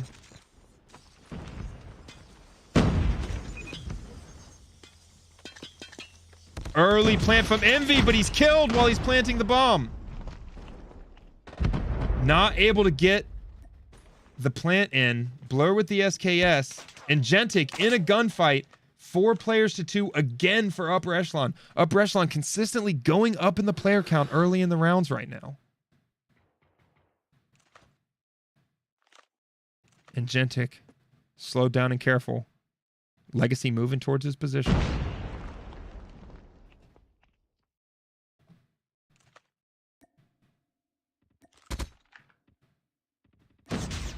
And Gentic goes down. He's able to drop snipes, but now Blur. Let's see if he can do it again in a 1v3.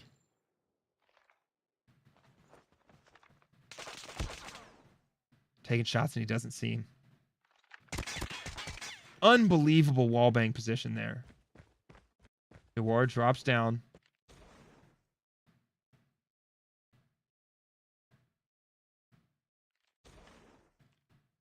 He's got 36 seconds to do something about this bomb. He's going to need to clear this upper floor, and he's going to run right into Legacy. Able to get the kill with the 50 GS. Noir waiting for him in the corner. Upper echelon now. Goes up 3 rounds to 2.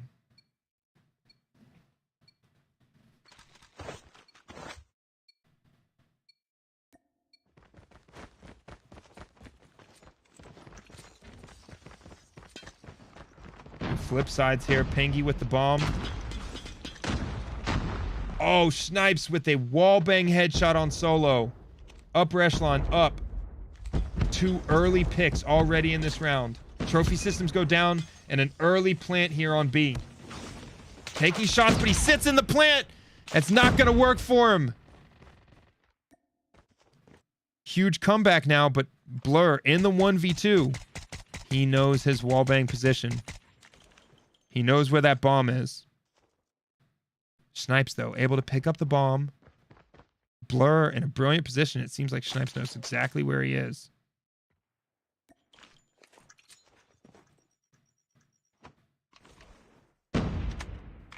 Trophy system in place. Bomb goes down.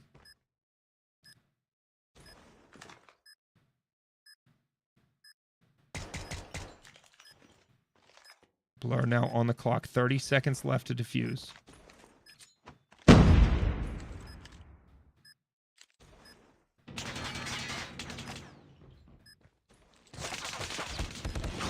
Not able to get it done as Snipes takes him down.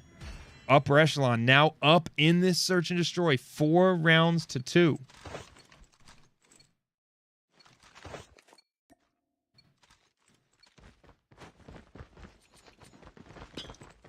Pengy with the bomb in the sprint towards B.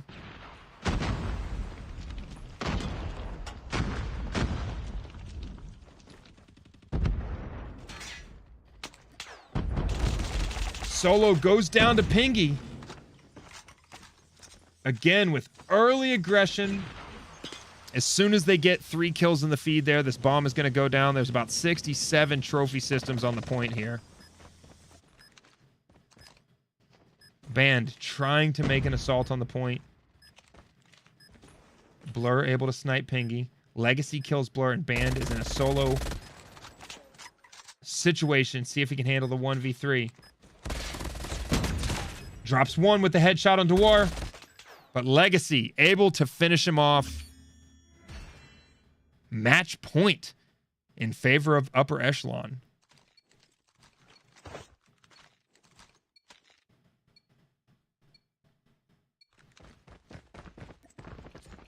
Again, Pingy with the bomb. We see these teams sprint into position, and then we tend to see a ton of activity around B early on in this match. Upper Echelon now losing 1 first. Goofy Goobers up. 2 early picks. The exact opposite of what we've seen the last couple of rounds here.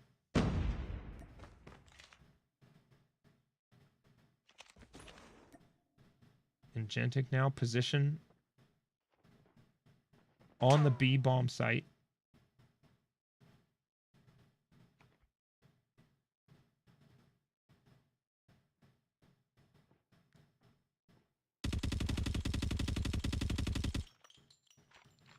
Sees a flash there as Jesus Can Save You runs by.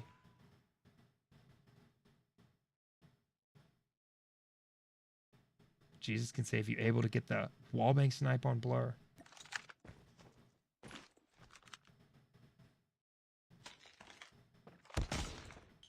Gets hit markered. Able to hit marker Solo back, but no deaths from that exchange. An intense lull in the battle. Pangy drops Ingentic. Pangy with the double kill. We now see Solo alone. Out in the middle of the map. How long is he going to last? He can't last long in the middle of the road there as Upper Echelon taking the game. 6 rounds to 2 and evening up this series. Through 2 games. Let's check out the details here in the after action report. If you guys see in your friends list when they're in, it says AAR, after action report or after action review. Now you know. Legacy coming up absolutely huge with 11 kills and a key defuse there. We saw early on, so many times, Upper Echelon go up by a couple of kills, couple of players in each of those rounds, and Goofy Goobers unable to claw their way back in those rounds. Upper Echelon coming out 6 rounds to 2 and evening up this series.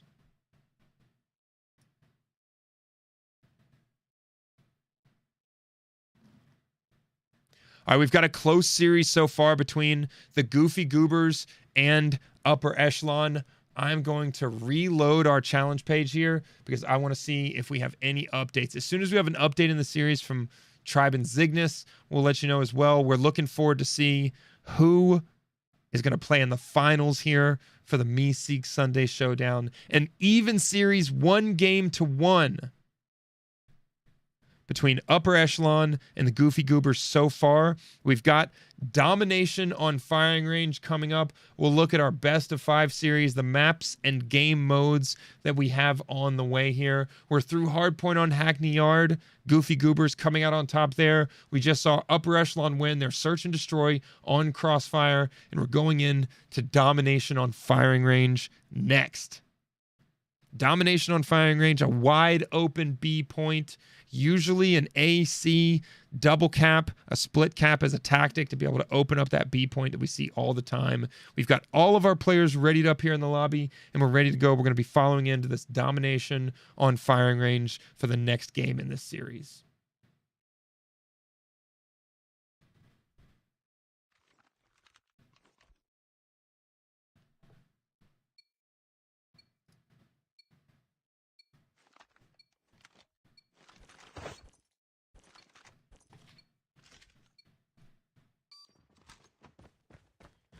All right, picking up position here with Legacy as he goes to the A point. We see Pingy move here to sandbags and try and move right into the front door of trailer, but he's picked off on his way in while he's in the smoke.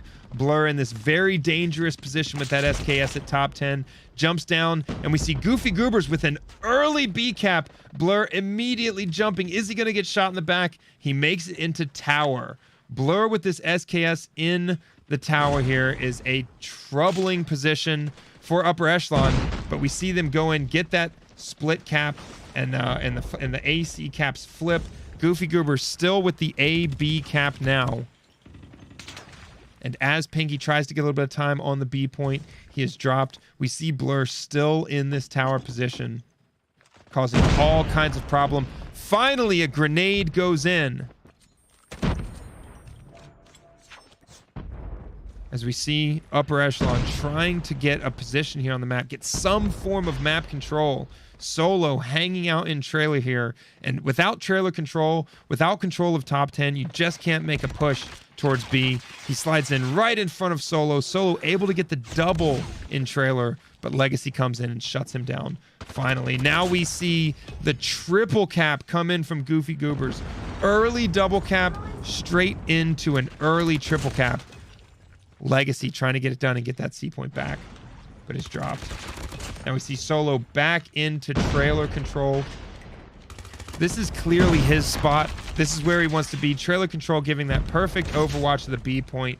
Legacy constantly contesting for that position. And we see Ingentic come back in here and take a hotly contested trailer.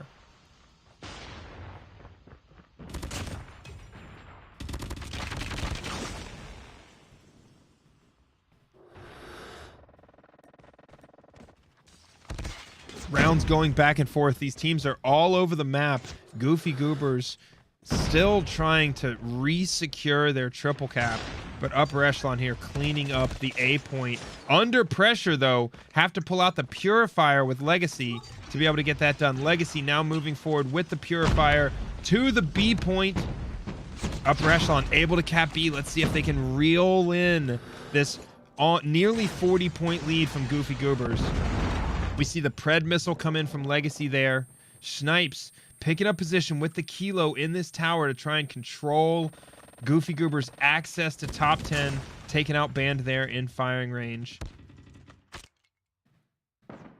We should see grenades come in to that tower position here from Goofy Goobers as they see Jesus Can Save You moving up firing range, trying to protect B as we see Goofy Goobers trying to set up their map position here around mid and unable to do so to try and recap that B position. Noir now moving up into top 10 with the Sparrow. Potential triple cap nearly for upper echelon turns into the AC split cap for Goofy Goobers as we see the triple cap attempt coming again as they get some space on B. But Legacy, one shot, trying to hold out for the A cap there. All of these points constantly under pressure. We see Legacy taking back the A cap just before he dies as Goofy Goobers secure B.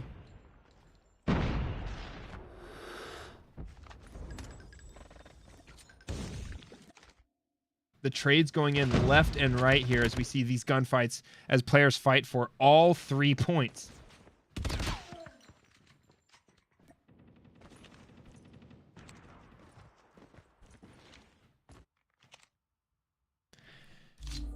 Goofy Goobers making it to 100 points, 62 for upper echelon. Goofy Goobers securing the triple cap for a short period of time there, but dominating the B point and map control, allowing them to secure points nearly at will, although plenty of trades going in. A pretty chaotic first half. We're here with Envy as he shoots through the smoke across mid. Early B cap attempts here from upper echelon, only getting it done about halfway. Jesus Can Save You is dropped in top 10, and Ingentic on that B point, trying to control the flow of these upper echelon players up firing range. Progress in on B now for Goofy Goobers with the Death Machine out on that B point, but not enough.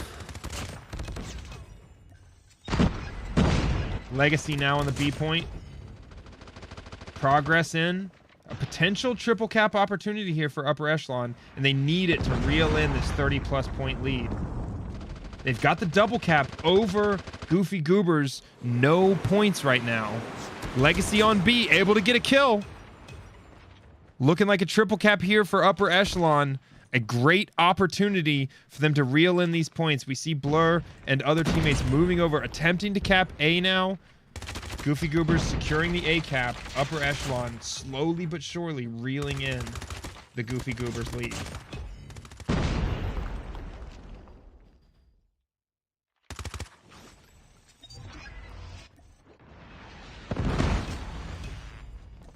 We see the Pred come in. And Gentic clearing wood, covering B, and excellent map position right now for Goofy Goobers. Players all over the middle of the map and a split spawn for Upper Echelon. Pinky takes trailer. We see some attempts, some progress on A from Upper Echelon here.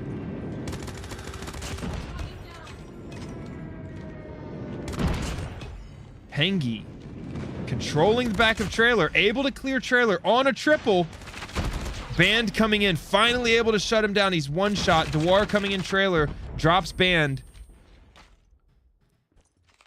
Aggressive gunfight attempts to control trailer here. Blur, though, causing a problem up in tower. Finally dropped as we see players left and right dying on B. Sparrow coming into trailer here. Band almost killing himself with that Sparrow shot on the door frame. Points at risk for both teams.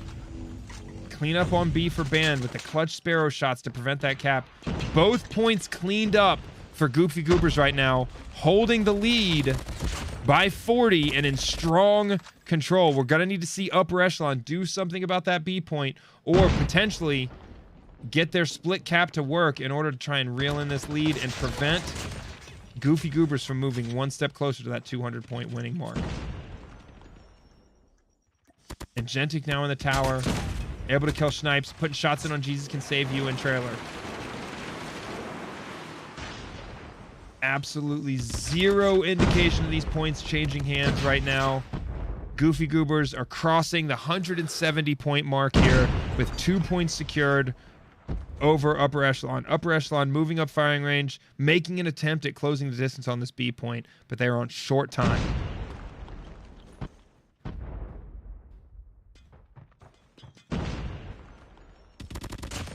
And Gentic drops Jesus Can Save You, moves in to pressure the C point here. With pressure on the C point, that could distract the team, cause a little bit of chaos, and split the team up.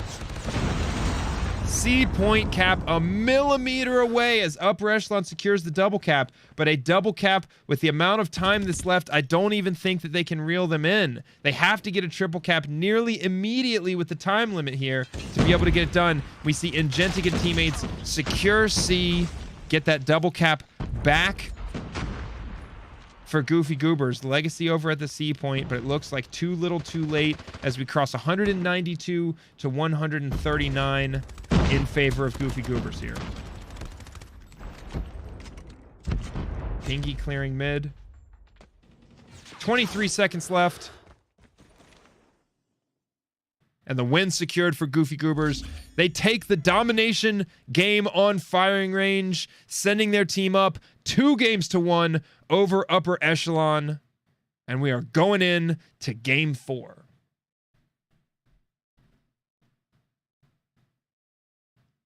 As we wait for the screen here, we do have part of the screen cut off here. That's because we are casting this one from an iPad and not a phone. It's an aspect ratio issue, but we prefer to show you the score of the game at the top versus some of the cutoff features there at the bottom.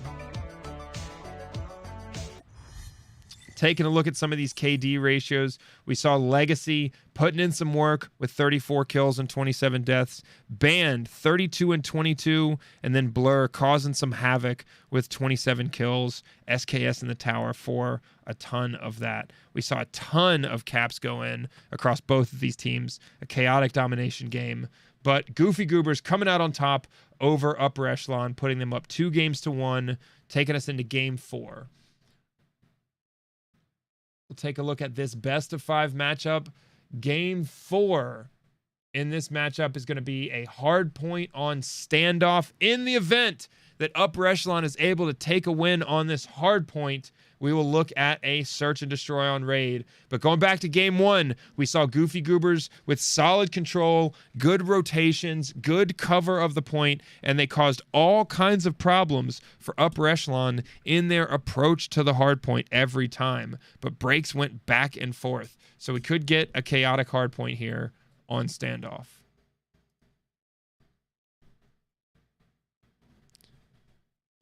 As all these teams are just about ready to go, we're going to be jumping into game 4 very quickly here. We've got 1 player left. We're moving through these games quickly, and we're going to see potentially a game 5 here if Upper Echelon can pull this one out. And if not, we'll be moving on to the finals, which will be against the winner of Tribe versus Zygnus Esports.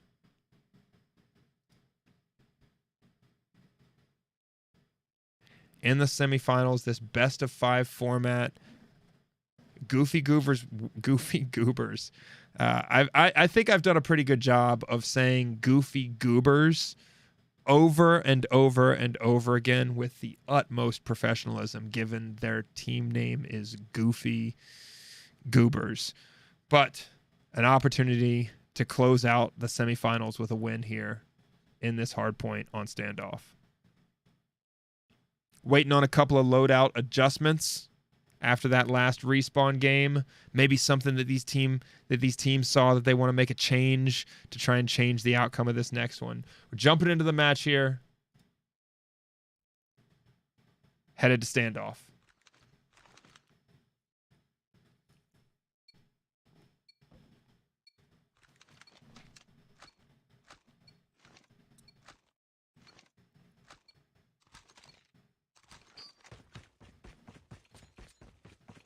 Teams moving into P1. Solo in the lead here. Immediately runs into resistance at Broken Wall. Pengy with the flank.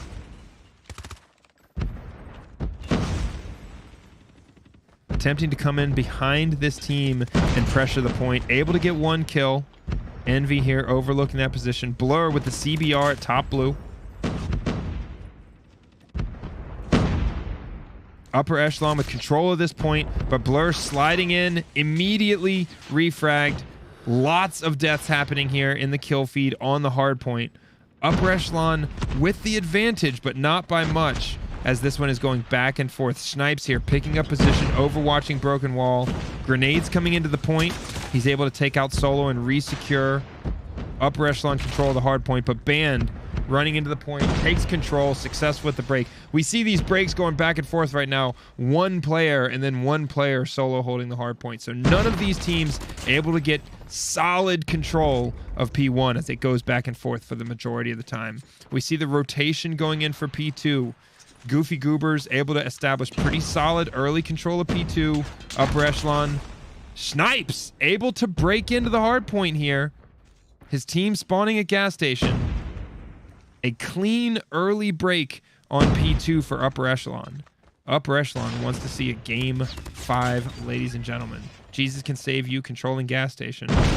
Point contested now.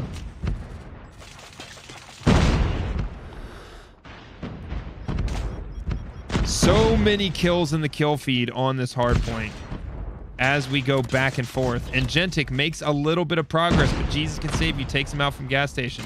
The point still contested now with 22 seconds left. Upper Echelon taking control, going up 13 points. Not a very big lead, and a back and forth, hotly contested P2 here on standoff. The rotation's going in now with Upper Echelon. A little bit of an advantage in this rotation. Jesus can save you in a gunfight here on Delhi. Noir in the point, but Blur here to contest. Noir holding down this point, securing a successful rotation for his team in an attempt to extend this lead over Goofy Goobers. Noir on a 5 streak right now. Noir on a 5 streak. If they can full hold this point, that is significant momentum. Noir, 6 kills. Pulls out the Sparrow for 7 before he's dropped by Blur, and the Goofy Goobers finally able to take control of this hard point.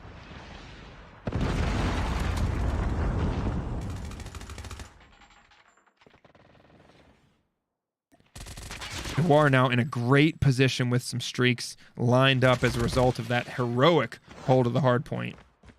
We see the rotation going in now. Goofy Goobers able to substantially lower that lead that Upper Echelon had with that break. The lead now cut down to 2 going into P4. Legacy and Jesus Can Save You on the point. 3 players now in control of the point as we see Goofy Goobers assault from both times. Solo successful with the R9 on the point, and a break going in for Goofy Goobers.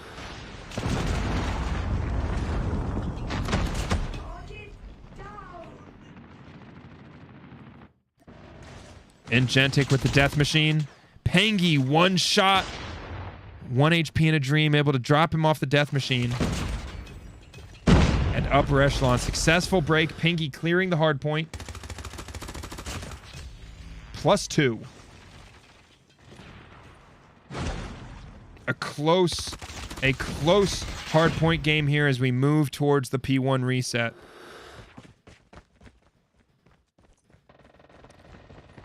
Blur with the lightning strike in hand.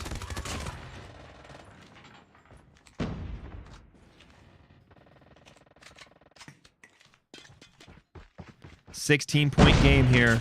Upper Echelon. Legacy with the grenade kill.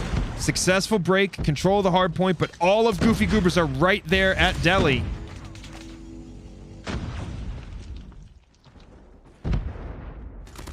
No one able to get solid map control as Legacy comes in with the assault from Top Granny.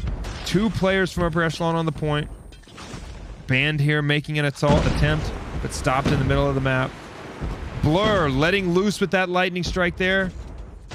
Able to clear the point, but immediately now contested again by Jesus Can Save You. Blur with the kill.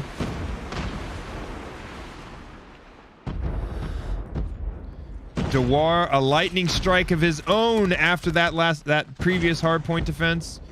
This point has been cleared over and over. Hotly contested P1 on this map. Band coming in on the backside of P2, gets the double kill to clear it out. Make that a triple. Sparrow on point, but he's getting shot in the back. Can he save the operator? Saved by a teammate. As Goofy Goobers look to secure P2 here.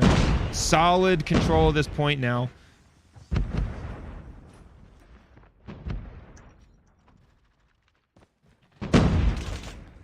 Noir now at the top. Solo with the Purifier kills. Goofy Goobers now creating a little bit of a lead for themselves with more than a 20-point advantage on Upper Echelon. Grenade kills. How many grenade kills is Legacy going to get in one game? Ingentic securing the hard point here for Goofy Goobers. A solid P2 hold, extending that lead to 40 plus points. Goofy Goobers over Upper Echelon.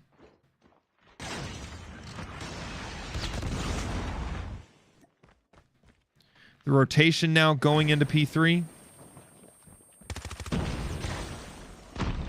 We see Solo with the R9 on point. Blur as well. Pulls out the Annihilator, able to get one quickly. Huge momentum now for Goofy Goobers as we have Annihilator on point. Kills going in. 3 now. 3 now back alley kills for Blur with that Annihilator. Make it 4. Huge Annihilator kills followed by the Pred. Blur on a 5 streak on this hard point.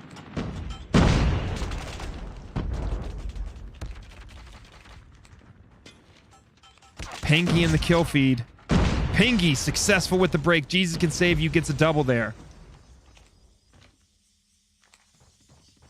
Upper Echelon with 20 more seconds to gain on this hard point and hopefully reel in this lead. Remember, we play a 250-point game here, so 75 points still to score for Goofy Goobers if they want to get this win. Blur and Solo on the next hard point here. Trophy system's going down.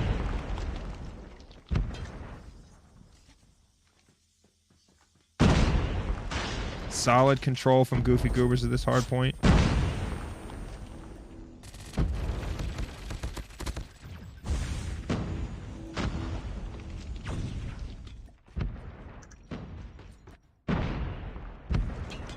Blur here on the hard point with the CBR. We see 3 players on or around the point as Upper Echelon comes through the door, but Legacy able to get the break. 30 seconds left here with this point, and Upper Echelon needs every single second that they can get. We see the Purifier on the point. Points contested.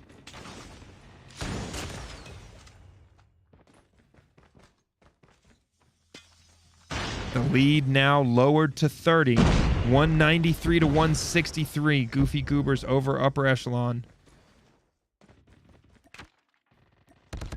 Rotations now going in. Goofy Goobers in pretty solid control.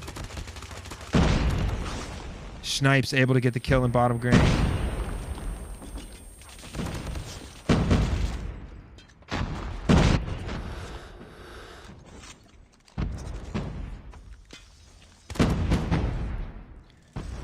Banned with the huge Sparrow kills in mid.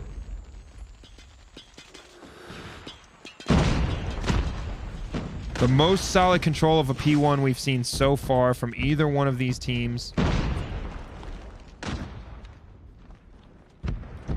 As we see Goofy Goobers in here trying to close it out. They won't be able to do it on this hard point as Snipes comes in with the break for himself here. Upper Echelon not looking to give up in this game, trying to make it a close fight. Solo with the R9 saved by his teammate. Rotation goes in and we see Upper Echelon already on this next point. Solo not able to get it done. Snipes takes him out with the Kilo on P2. Upper Echelon absolutely have to make something happen. Snipes takes Blur off of an Annihilator.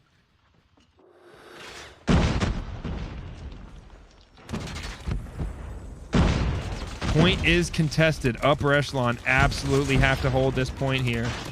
Blur, though, with the double kill for the break. 15 seconds left for Upper Echelon to contest and get this break here. Pingy goes up top, able to get a double kill on his way in.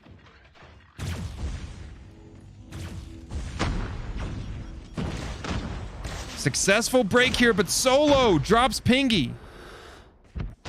The rotation going in as Legacy holds the scrap time. But 19 seconds left in this, with players rotating already. Control over this hard point goes to Goofy Goobers. And that will do it for the hard point. Goofy Goobers take the game against Upper Echelon.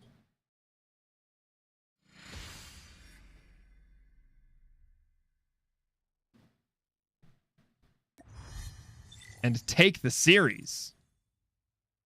Blur with 46 kills on that hard point and 2 minutes and 2 seconds of time on the hill. 46 and 29 from Blur. He got it done. We see plenty of kills in the feed there. A chaotic hard point. Lots of back and forth on P1 every single time. But Goofy Goobers able to get it done with Blur in that 2 minutes and 2 seconds. Bring home the win here in this semifinal hardpoint game.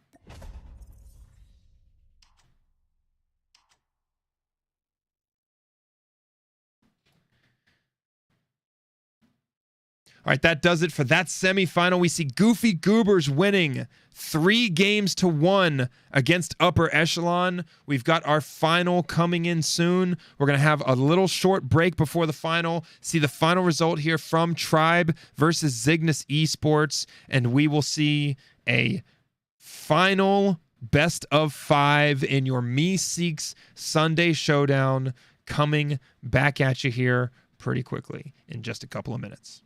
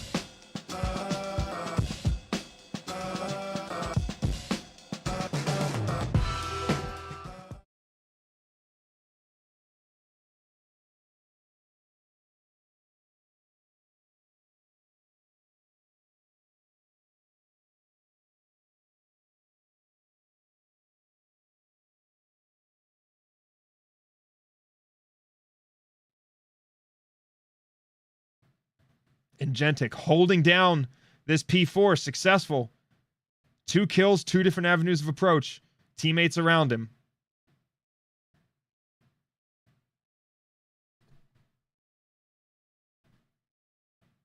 Blur now on the hard point. Blur and Gentic holding down this hard point, getting a near full hold for the Goofy Goobers.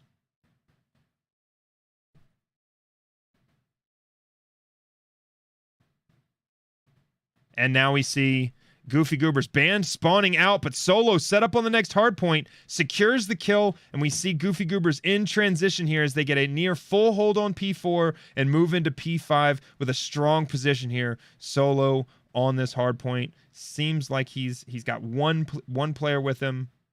Envy up here as well. So they've got 2 players holding down new hard point as we see him cutting off any chance for Upper Echelon to approach and potentially break. Blur taking shots on Jesus Can Save You. Got him at half health. Able to pick up the bomb. Knows he has plenty of time to plant here. Jesus Can Save You cannot make it up to his position. Blur has all the time he needs. Jesus Can Save You is going to have to spend another 10-15 seconds just to make it to the bomb. Blur knows exactly where he's coming from. Able to set up a brilliant 1v3 from Blur to finish that round. Goofy Goobers go up 2 rounds to 0. Successful break here, but Solo drops Pingy. The rotation going in as Legacy holds the scrap time. But 19 seconds left in this, with players rotating already. Control over this hard point goes to Goofy Goobers. And that will do it for the hard point. Goofy Goobers take the game against Upper Echelon.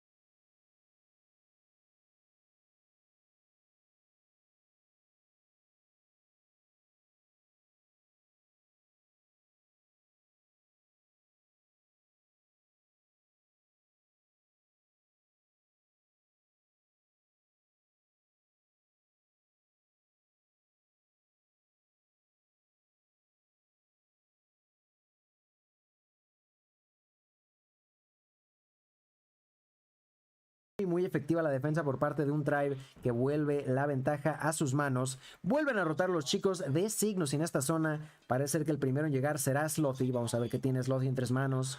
Kilo en su poder. Decide pushear desde la distancia. Tectonic que se lleva una baja. Slothy que se encuentra un rival. Empieza a dispararle. Hace mucho daño, pero no logra conectar lo necesario. Dentro del punto tenemos a Envoy. Envoy que defiende con esta guadaña en mano. Máquina de muerte. Un poquito de Pre-Fire que le da la baja en contra de Bake. Sigue con vida. Los pushean desde la zona izquierda. Es Yuji el que está defendiendo. Nadie se espera que esté aquí Yuji. Marshy está en esta zona. Marshy que no le dan el call out por algún motivo. Ahí logra llevarse la baja Yuji. El punto sigue siendo a manos de Cygnus, quien mantiene la defensa de este objetivo. En esta ocasión vamos a irnos de manera temprana a escuchar los call outs por parte de Cygnus Esports.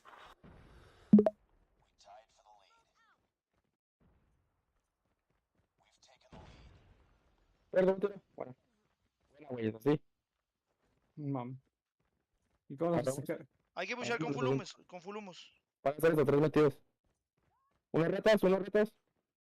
Ratas, tienen tag. No lo veo el de ratas. Tienen tag. Ratas están tiro. Tienen tag. Los sumas en el fondo. Buena, son 2. Punto tiene tag, mitad de vida. Deli. Me apareció en la espalda. Dele, güey. Uno Heri. Tiene por buena. Rata muerto. Arco en punto, en muerto. ratas, güey, en rata. Muerto ratas, arco en punto. Matale punto. Buena. Aniquilador hacia el fondo, güey. Tiene- Aniquilador en la casa del fondo, güey. Mames, Deli, das uno. un asco Tectonic. Mid, en el carro de mid. Usaron todas sus rachas. Todos unas. Ya, entonces no fiden, güey. No hay que fidear. Roten. Simón. Voy para arriba, güey. Hay unos delis, Deli. ¿Qué pedo con estos? Ya están en el siguiente. Deli, dos Deli. Muerto Deli, muerto uno Deli. Uno mid, buena. Voy para arriba verde, güey. Muerto en Deli. Uno en estación, buena. Marsh un tirito en punto, güey. Muerto mid, otro más Deli. Deli muerto, estoy en tiro. No dejen Los que me Deli. salten. No dejen que me salten nomás. Dos Deli. Dele. Los pone arriba, abajo verde ya. Abajo verde, pushando. Tengo. Hay otro más en verde. Estación. Les va a empezar a hacer wallman desde esta Tengo patio, entrega punto, tengo patio. A tu derecha, Amber. Deli. Entra uno por abajo un tiro. No, Jueguen cerca del punto, güey. Jueguen cerca del punto. Buena. Les ponían abajo. Deli. Muerto Deli. Otro más. Muertos Deli. Buena. Tengo spawn arriba. Uno blanco. Blanco. Boost station. Deli. Va para bus. Va a haber uno en X, güey. Dele. Dice afuera. Muerto en X. En blanco. En el bus. Well, there you have it, people. That was the call-outs coming down from the side of Cygnus. But now we're going to move on to listening into the team of Tribe Gaming. Nice, good shit. Middle down. One top X. He's Push, gonna close it. He's Bust gonna that. pre-fire. One He's sounding, CQ, he's sounding one close. Bottom. He's going bottom. Oh, what the fuck? This is the bottom. They have tech 5 as well. One bus. No, top X. I'm put top X. Oh, dude, one top X. He knows I'm here. Top X. They're by me. Or one of them is. Nice. Hey, nice. Get fucking They're gonna be shit, bottom. guys. One's a bus side. I got them both. Come push up, guys. He's prone downhill. He's half. He's one shot. One's one in the deep. One at the bottom. one's One at the bottom. Zai's one We shot. could also scrap this. Oh, dude, boss. Alright, scrap it. We rotate early for P4. P4 is the 60. Busted. At like 40 Yeah, seconds, just we go can give this up. At 40 seconds, we can give this hill up. One bus, I'm on you. actually. Bus. I'm on next. Bus. Don't worry. See him. Don't worry about it. On bottom X and one push and beat on. Hey, bottom laundry. Lower laundry. Bottom laundry. Dead. Bottom lower laundry dead. Laundry. One is coming already. Laundry does. He's already here. Laundry. I got it. I'm looking over this. up yet. Nice. Oh, something. I think you got him right. No, one laundry side. Oh, he's 3 mystery. Oh my god, he's fucking ass. It's Teal's ass. I got him. They're dead. They got another one coming. Broken side. Broken. One push Got are one broken, push broken. are broken. Middle No, then. no, no, no. Another one, beat him, beat him, beat him. Get him. I'm middle Laundry, dead. laundry. A broken building. Laundry, laundry, Middle. laundry, laundry, laundry, laundry, laundry.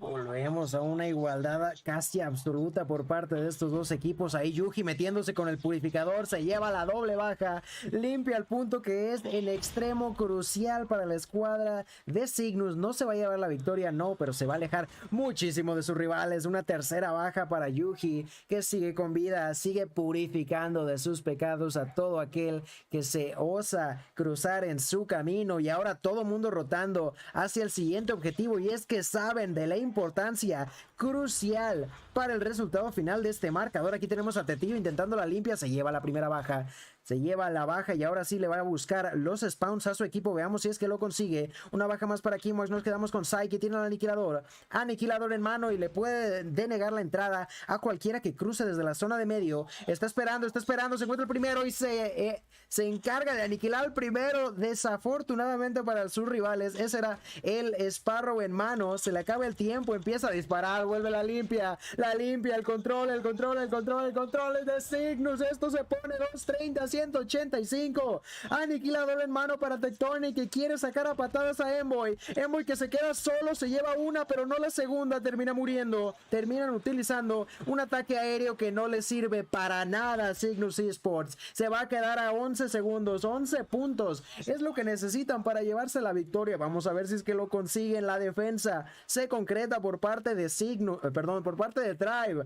Pero es que Cygnus sabe qué es lo que tiene que hacer, sabe lo que tienen que desarrollar en este momento, y es la defensa. En el punto caliente número 5, Tetillo hasta atrás se queda con esta SKS. Dentro del objetivo vamos a tener nada más y nada menos que Kimox. Necesitan de 11 segundos, necesitan de la defensa, necesitan de un control absoluto. No pueden permitirse que los vuelvan a sacar de esta zona. Intentando el push, se encuentra Bey, que recibe mucho daño, está dentro de la cara de su rival. Termina muriendo con la guadaña en mano. Se encuentra Marcy, que ha limpiado el objetivo, se mete al punto, se lleva una baja. Han logrado su cometido. ¿Qué está pasando? Tribe, que saca Cygnus del punto, descontrola manos de la escuadra latinoamericana, se lleva las bajas, logra volver a limpiar el punto. Terminan muriendo, no hay nadie dentro del objetivo. Envoy que pushea, vamos a ver, se lleva una baja, no, termina muriendo. El siguiente es Sai, que ya está dentro del punto. Sai dentro del punto, Cygnus que quiere la victoria, no, termina muriendo de nueva cuenta, no logra su cometido. Kimo se cae. Tribe está dentro del objetivo, pueden llegar a la remontada. Cygnus se está quedando otra vez a las puertas, necesitan de 4 segundos a través de los humos. Están muriendo, pero Yuji se lleva una baja, no, termina muriendo también Envoy, no hay manera de ingresar, tiene que meterse Yuji, pero no lo logra. En el último segundo va a ser Tribe que remonta la partida. Cygnus lo tenía todo, pero la defensa no pudo ser a su favor. Tribe vuelve a remontarles, Tribe vuelve a hacerlo. No es posible, gente. De verdad que lo veo y no lo creo. Prácticamente le remontan 3 partidas a Cygnus. 3 partidas que si hubieran jugado un poco diferente hubiera sido a su favor. No lo puedo creer. De verdad no lo puedo creer. Tribe va a llevarse estas semifinales 3-1 y no creo que nadie se esperara este resultado en lo más mínimo. Si alguno de ustedes, nadie se esperaba algo así, no lo puedo creer, gente. MVP termina siendo para Tectonic, que sin haber tenido un solo segundo en el objetivo, pero se lleva 39 bajas a su nombre. Ay, ni ganas de hablar de todo esto. La realidad es que un poquito ahí desalentador para Cygnus. Si es que ronda 11 en buscar y destruir. Le remontan en el último minuto en dominio. Y le remontan en el último punto en punto caliente. En el último objetivo, en la última zona. Impresionante lo que acabamos de presenciar. Vamos a ir de nueva cuenta a la cámara de casters. Ese fue el final de las semifinales, pero no el final de este torneo. Como ya sabrán, nos toca movernos a las semifinales. También, como algunos de ustedes ya sabrán, las semifinales generalmente se suelen jugar en el canal de del compañero Verdict, pero el día de hoy Verdict no está en casa, ¿vale? Está fuera de casa, está fuera de la ciudad, y en su lugar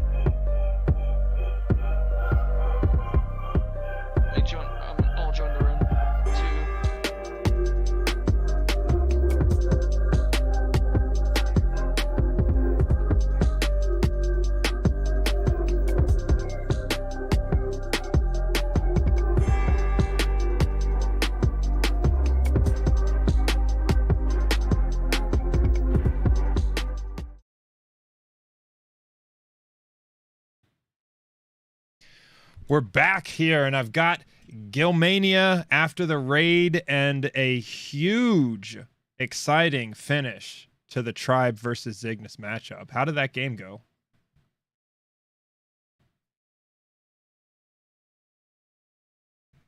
Oh, I've got an audio issue getting you into the chat here. Let's see if we can get this fixed up so we can get Gilmania's voice in. Give us just 1 minute, and we'll work out the Mod 6 first time streaming the Meseeks Sunday Showdown issues.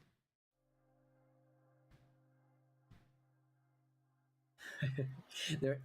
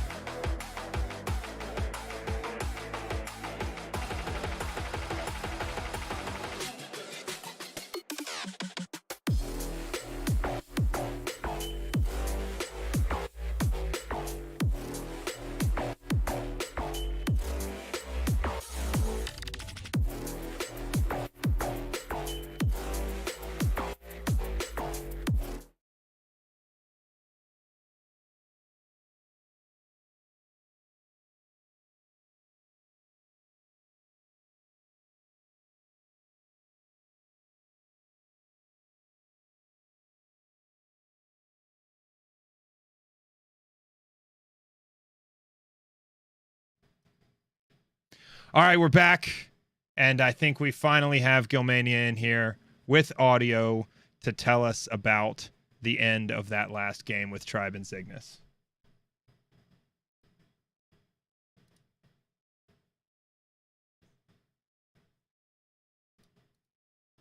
By the hand of Tribe Gaming on S&D, going on to round 11 on domination, turning the outcome at the last minute, and the same scenario on hardpoint. So it was interesting to say the least, if I'm being honest.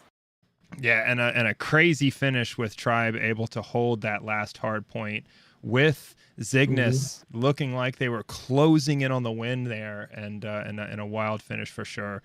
Do you have any predictions here? We've got Tribe and Goofy Goobers ready to go. Let's check out this best of 5 scene really quick and talk about what we've got. We're about to watch. The teams are ready, waiting on us. And starting out, we've got Hardpoint Slums, followed by Crossfire on Search and Destroy, Domination on Standoff. And then if we see games 4 and 5, we'll see Hardpoint on Meltdown, followed by Search and Destroy on Raid. Gil, what do you think about these maps and this matchup with Tribe and Goofy Goobers?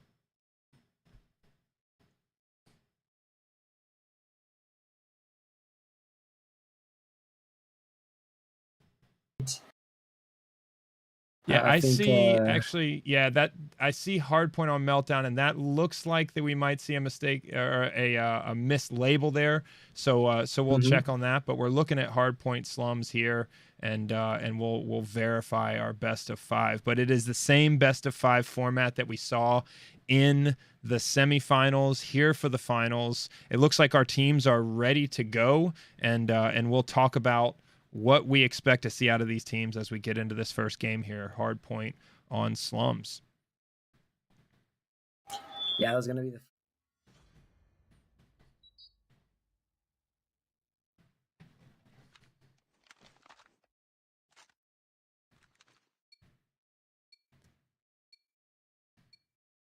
the... Goofy Goobers has looked hot tonight. They bested Fuse Suite and 11D without dropping a map, and then Upper Echelon, they took Upper Echelon off of an absolute heater to take control of their semifinal match. So I expect to see something big out of them here.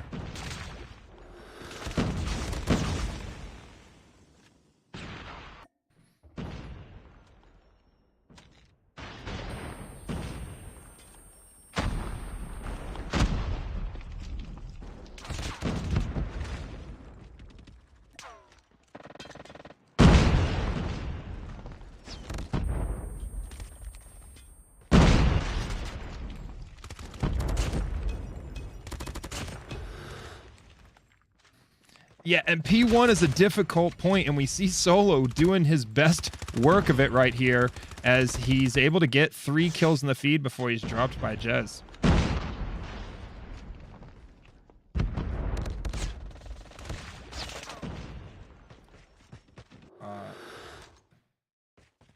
We've had to add Gil back into every scene up to this point, but he's in. He's here finally as Goobers gets some time on the hard point, and I think we've corrected all of our technical issues in time for P2. We see Goobers here on the bottom spawn as Tribe pushes down these stairs. Sí, ya estamos aquí viendo las rotaciones por parte del equipo de Tribe que vuelve a llegar de manera temprana al objetivo. Veamos si es que logran mantener la defensa. Dentro del punto se ha quedado solo Marcy que muere.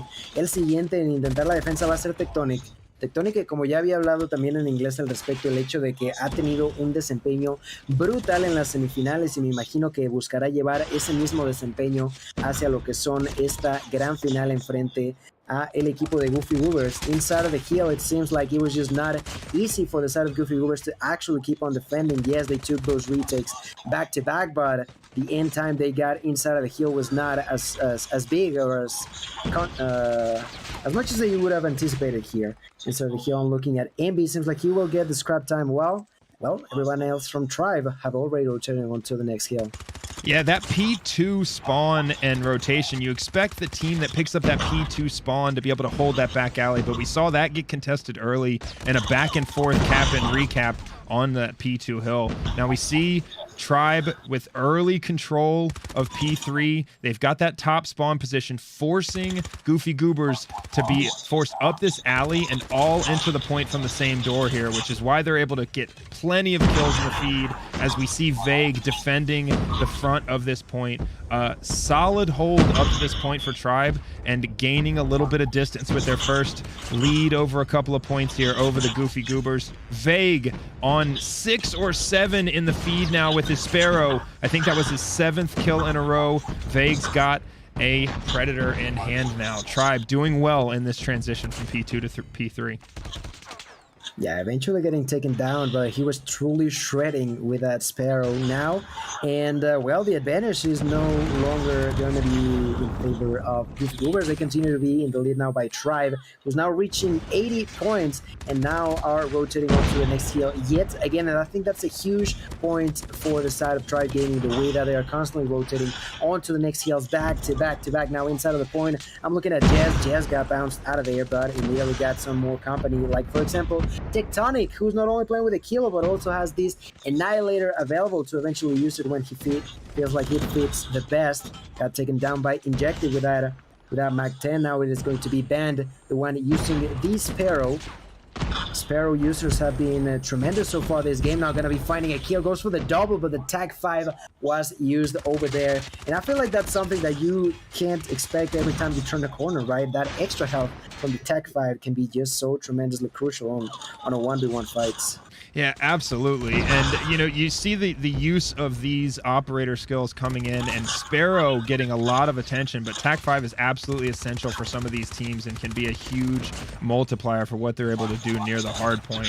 Now, Tribe, every time almost, is able to get that early rotation and secure this, but in the last point, we saw Goobers respond a little bit faster, put pressure on that point quite a bit earlier, and I think the rest of this game is going to be, we're going to see Goobers have to pick up their response, pick up their earlier rotations to be able to close this lead that Tribe has right now. Y la realidad es que le puede afectar mucho el hecho de que las rotaciones están siendo un poquito malas por parte de Goobers.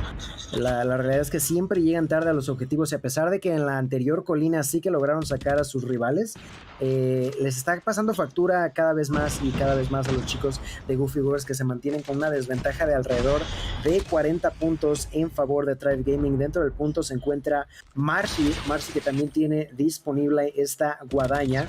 disponible la guadaña, tiene disponible el misil Predator y tiene a su merced la posibilidad de conseguir todas y cada una de sus rachas. I was spectating at Marshy and he was so close to getting all those cross streaks, but at least he ended up getting that Pred missile. The remaining of that point maybe fought between the two teams, but at the end of the day, yet again, we're gonna see at Mod 6, the spawns will be in favor of Tribe, and as such, they'll be moving that timing, that momentum onto even more control inside of the hill. Yeah, Gil, Tech picked up that dominant position on the wall hop up there at the back alley for those P2 spawns, and this early rotation and Tribe's ability to start every hard point in control. You know, Goofy Goobers may get the break, but Tribe has an opportunity to re-break, and they're getting 10 or 15 seconds at the beginning of every one of these points, and then the rest of it's contested, and that's what you see in the gap in the score that we have so far. So I'm looking to see an earlier rotation from Goofy Goobers as they're able to break here. But Tech still in this position, finally dropped by Envy. Now Bushy gonna be making it hard for the enemies to get points. Finds a double kill onto both Band and Solo, going for the triple. Takes out the gloves for a ride. Ended up just changing his mind at the end. He's walking around with those, but at the time, it is just so heavily for Tribe Gaming. The lead that slowly began to be about 20 or so points has now been increased to about 17. I gotta be glad to see that. This is the first time I see the Goofy Goobers rotating early onto the next point, but now the defense is, the question is how long they're gonna be able to defend inside. Injected with 16 kills, gonna be using this death machine. The Tech 5 was also used by the Goofy Goobers, but the defense is just not as efficient as I would have liked it to be, you know? The airstrike gonna come through. Injected still gonna be alive, gonna be using that death machine, and I feel like purely because of Injected, seems like more time is going to be in favor of the Goofy Goobers. Yeah, Ingentic holding out as long as he possibly could there on the hard point, and then Tribe able to make their way in. Ingentic back on the point though now, and this defense is going pretty well for Goofy Goobers, but it's more chaotic than they want it to be, surrounded right now as Jez puts shots on the hard point, and this thing goes back and forth and now is in Tribe control. And back and forth as we see, you know, these Tribe players are able to come in with a break, 3 or 4 players, and what they did just there is they forced the entire Goofy Goobers team to respawn. They forced the whole team to spawn out of the point, which gave them about 10 seconds to be able to establish better control of the point here, and now we see the rotation as Goofy Goobers fall back and Tribe hotly contesting and pressuring this point from both sides into this next one. It's good to see though, Gil, that Goofy Goobers is making the rotation earlier and not giving Tribe those first few seconds on the hard point every time. Sí, la verdad es que está haciendo por fin el equipo de Goofy Goobers sus rotaciones a tiempo. Estoy viendo a Solo, quien cuenta ya con 29. Solo tiene 29 bajas. La cantidad de bajas que tiene el equipo de Goofy Goobers no es para nada mala, pero el problema está en esas rotaciones. Por fin las están realizando, pero quizás sea ya muy tarde. La diferencia está siendo muy amplia para Tribe Gaming, que ya tiene la defensa. Dentro del punto se encuentra Veig, termina muriendo Veig, se queda solo Jess, y es que también cae. El siguiente puede ser Tectonic. Me voy a quedar con este jugador de Tribe Gaming. Tectonic ends up falling to the hands of the Goofy Goobers. The defense has been broken yet again. Goofy Goobers will be inside, but although I do like the way that they have been rotating, the way they have been pushing now for the last 2 kills in a row, I feel like it might have been too late, you know? It's just the point in the game that Tribe Gaming is just so far ahead. I'm not too sure if they'll be able to come back from this. Yeah, they've opened up a pretty big lead at this point with nearly 100 points in the gap. And the problem is that while Tribe was able to get a lot of those early points in the early rotation, Goofy Goobers has picked it up. We see Ingentic on the point here, holding it down with 3 kills in a row there, but Vague able to retake. Goofy Goobers are not able to hold the point nearly as long at the beginning as Tribe has, and Tribe's retakes, their break attempts have just been very efficient. 3, 4, or all 5 players at once, as we see them hold here at P1. Well, the side of Tribe only needs 5 more seconds inside of the hill. We got Marshy. Marshy got knocked down. The next one to try to get there will be Tectonic. Tectonic with a kilo on the side of Bricks. We were trying to break through, but I feel like they're not truly too worried about it. With a pistol, almost got a double. The clean gonna come through. Marshy wanna get the last seconds here. He might get them. 1 more second, and there you have it, Mod 6. 250 in favor of Tribe Gaming, like you mentioned. Over 100 points lead favoring the side of Tribe. Goofy Goobers just falling too short. The first half of the game was just not good for them, and it was just Tribe over and over again, making sure that they were taking every single opportunity that was pretty much given for free for them on the first half of this game. Yeah, and in the game stats here, we look at the match details, and that tells that story because we have 3 Tribe players coming in at over 1.5 minutes on the hard point, as well as both Slothy and Marshy coming in with over 40 kills. So all that hard point time, Tectonic getting a minute on the point as well himself. Tribe had early rotations, and they had more effective early defenses of those hard points, and that's that 100-point difference right there, Gil. Y merecidísimo el MVP para Marshy, que se llevó 41 bajas. Recuerdo que en las semifinales, de hecho, también estuve cuestionando lo que había pasado por parte de Slothy, y en esta ocasión sí que sorprende, se terminó llevando 42 bajas y más de 1 minuto y medio dentro del objetivo.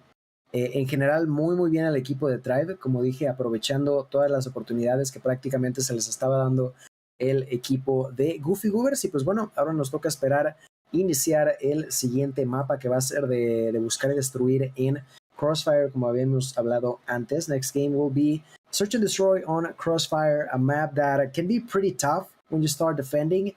And as far as I can see, it seems like Tribe will be on that side. They will be trying to prevent any plans from happening.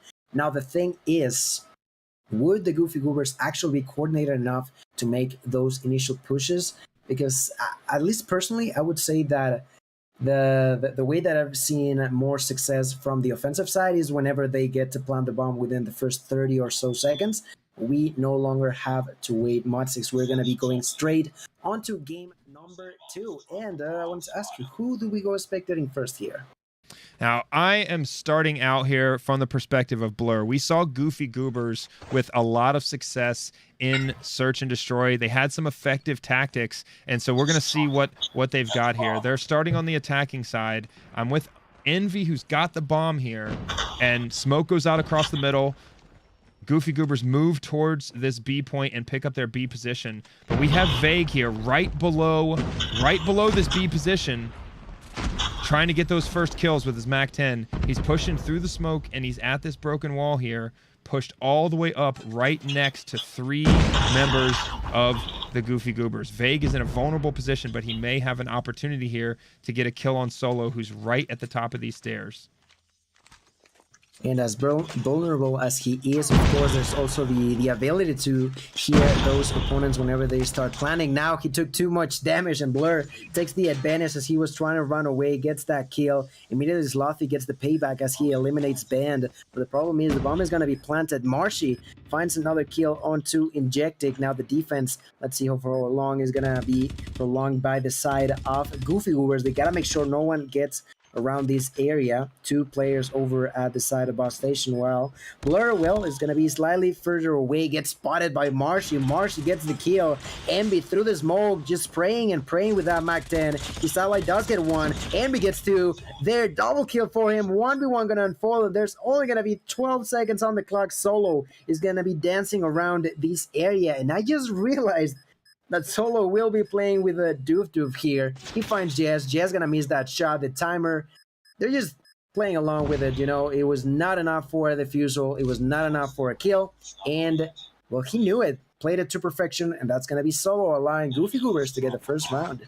Yeah, both players realizing that there was not enough time for a defuse there and not attempting to try and kill each other past that point, as it doesn't affect the end of the round. Goofy Goobers going up 1 round over Tribe as we see Solo pushing here with the R9. Seen him use this R9 effectively several games in a row here. And Envy with the early bomb plant as the bomb goes down here on the B site in the smoke. We're going to see what Tribe does to respond. Ingentic and Band both with kills in the feed as Goofy Goobers are up 5 players to 3 here with the bomb down, 34 seconds left. Gil, does Tribe have what it takes to pull this round back? Well, they just got two kills, sorry, for themselves, but now Blur gonna find that knock onto Slothy. 20 seconds on the clock. Blur yet again being as impactful as he can be, going for the 3-piece here. Only gonna get a shot, but it is Envy to finish that kill off. The 2-0 will be for the Goofy Goobers. It seems like Tribe has not been capable of actually defending these bombs for long enough. And mad props to the side of Goofy Goobers. You know, I feel like the way they're playing has been really, really smart so far. Yeah, absolutely. The true telling of this will be if they can do the same thing on defense, because this B position on offense is so strong. There's always an opportunity for an early plant if you want it, and we see that again. Envy liked the way the early plant turned out last time. He's trying it again on this time as Tribe down one player. Envy with the bomb down and a defense set up. Envy sees Vague there. We're going to see if he can close this out. Vague at half health, as Vague and Slothy try and push through here to get an angle on this B site. We're going to see if Tribe is able to move this and retake, get themselves a position. 4 players to 4. Las bajas que caen como palomitas. Van que se queda solo, defiende la bomba, se lleva una baja, pero no va a ser suficiente. Yes que lo parte con la mitad con esa katana en mano, mientras que desactivan la bomba. El primer punto cae en favor de Tribe Gaming y así evitan quedarse muy por detrás. Por lo pronto, la realidad es que sí lo está haciendo muy bien el equipo de Goofy Goobers. Desafortunadamente para ellos, esa ronda, pues en cuestión de segundos cambió en un giro de 180 grados, del cual simplemente no se pudieron recuperar y termina siendo ahí punto para Tribe Envy, que cierra la primera baja con esa granada. First kill is going to be immediately for Marshy as he took that kill with a nade. Was it Marshy? No, I think it was someone else actually. Envy hit him with that nade right off the start. Oh, there you go. Envy took that kill. Bomb is going to be planted. And I was talking about teams sometimes not being able to plant the bomb in the first 30 seconds. And, well, I think every single round, Goofy Goobers has done just that. Yeah, all night long on this side of the bracket, we've seen aggressive early bomb plants from multiple teams, and nearly every time it's worked out in their favor. I think we've got a new S&D meta as Blur puts shots in with the SKS onto Tectonic. Blur has been a demon with this Tectonic all day long as he finishes this round out for Goofy Goobers, going up 3 rounds to 1. And that's how we are going to begin with the last round. Watching the Goofy Goobers be the offensive role. Yet again, Ambi picks up that bomb. Going to be running through the smoke as consistent as they can be back to back. But now Tectonic going to abuse that the way that have been so predictable on the side of Goofy Goobers. Doesn't matter too much as Injectic picks up a double kill. Injectic looking to get some more. Band finds the knock onto Marshy. Jess gets the answer back, but the damage is too strong. Jess is left alone in a 1v3, going all the way back with the sniper. Lands a shot, but not a kill. The enemy continues to be alive. Solo is so grateful to be alive here. Bomb is probably going to be planted right now by Envy, and Jess will start his job, his attempt of somehow getting this round. So far, though, Jess has 7, that's right, 7 kills into the mix for himself. Alone has been the player with the most kills for his team and across the entirety of the board right now, as a matter of fact. 30 seconds on the clock. He's thinking about defusing. It might have worked out, but Ambi picks on to what's going on at the very last second, goes for the push, goes for the defense, takes the kill, and Mod, the lead, expanded even more in favor of Goofy Goobers. I am so impressed with what Goofy Goobers did in that last game, because what Tribe did as an attempt to stop that early plant, we see Vague go back to get the bomb here. Tribe tried to pressure, and they put a lot of pressure on B to stop the plant. Goofy Goobers responded by counter-pressuring and getting 3 immediate kills, pushing Tribe all the way back into the back of the map, which opened up the plant for them. We see if Tribe is going to do the same thing. They push through pressure, but Envy and Solo both getting kills in the feed there and cutting that pressure off immediately. 3 players to 2 now in favor of Tribe. Primeros 30 segundos de la ronda y múltiples casualidades, múltiples personas muriendo al mismo tiempo. Envy que se encuentra ahí a Jess, se lleva la baja, iguala la pelea. Se quedan en un 2 contra 2. Está a punto de encontrarse a su siguiente potencial víctima, Blur, pero Blur se da la vuelta, decide ir hacia atrás. La bomba que está en el suelo le viene de maravilla al equipo de Goofy Goobers. Tectonic que cae, Marcy se queda solo. Marcy gonna be left alone in a 1 versus 2 against Blur and Envy. The bomb is on the ground. 50 seconds on the clock, and if I'm being honest, this is looking pretty bad for Tribe. Yeah, Goofy Goobers with an impressive showing so far here in Search and Destroy. It seems like they know just the right time when to push as a team and when to hang back and be defensive, because every single time they've responded to pressure and pushed, they've come out of it on top by a margin of 2 or 3 kills. We see Marshy here getting some angles and trying to get to Envy, but Blur covering the middle of the map has been deadly with that marksman rifle this entire game. Yeah, the second they walk through those doors, through those, whatever that might be, if they cross a certain invisible line, Blur is just abusing the power of his sniper rifle. Tectonic, did he just get a collat? Oh my, I was not able to go on to that, unfortunately. That's the pick you want at the beginning of any Search and Destroy round. We see kills coming into the kill feed for Band as he goes through that hard point P1. Vague with the bomb, opting not for the early plant, but instead Tribe hanging back in a defensive position here as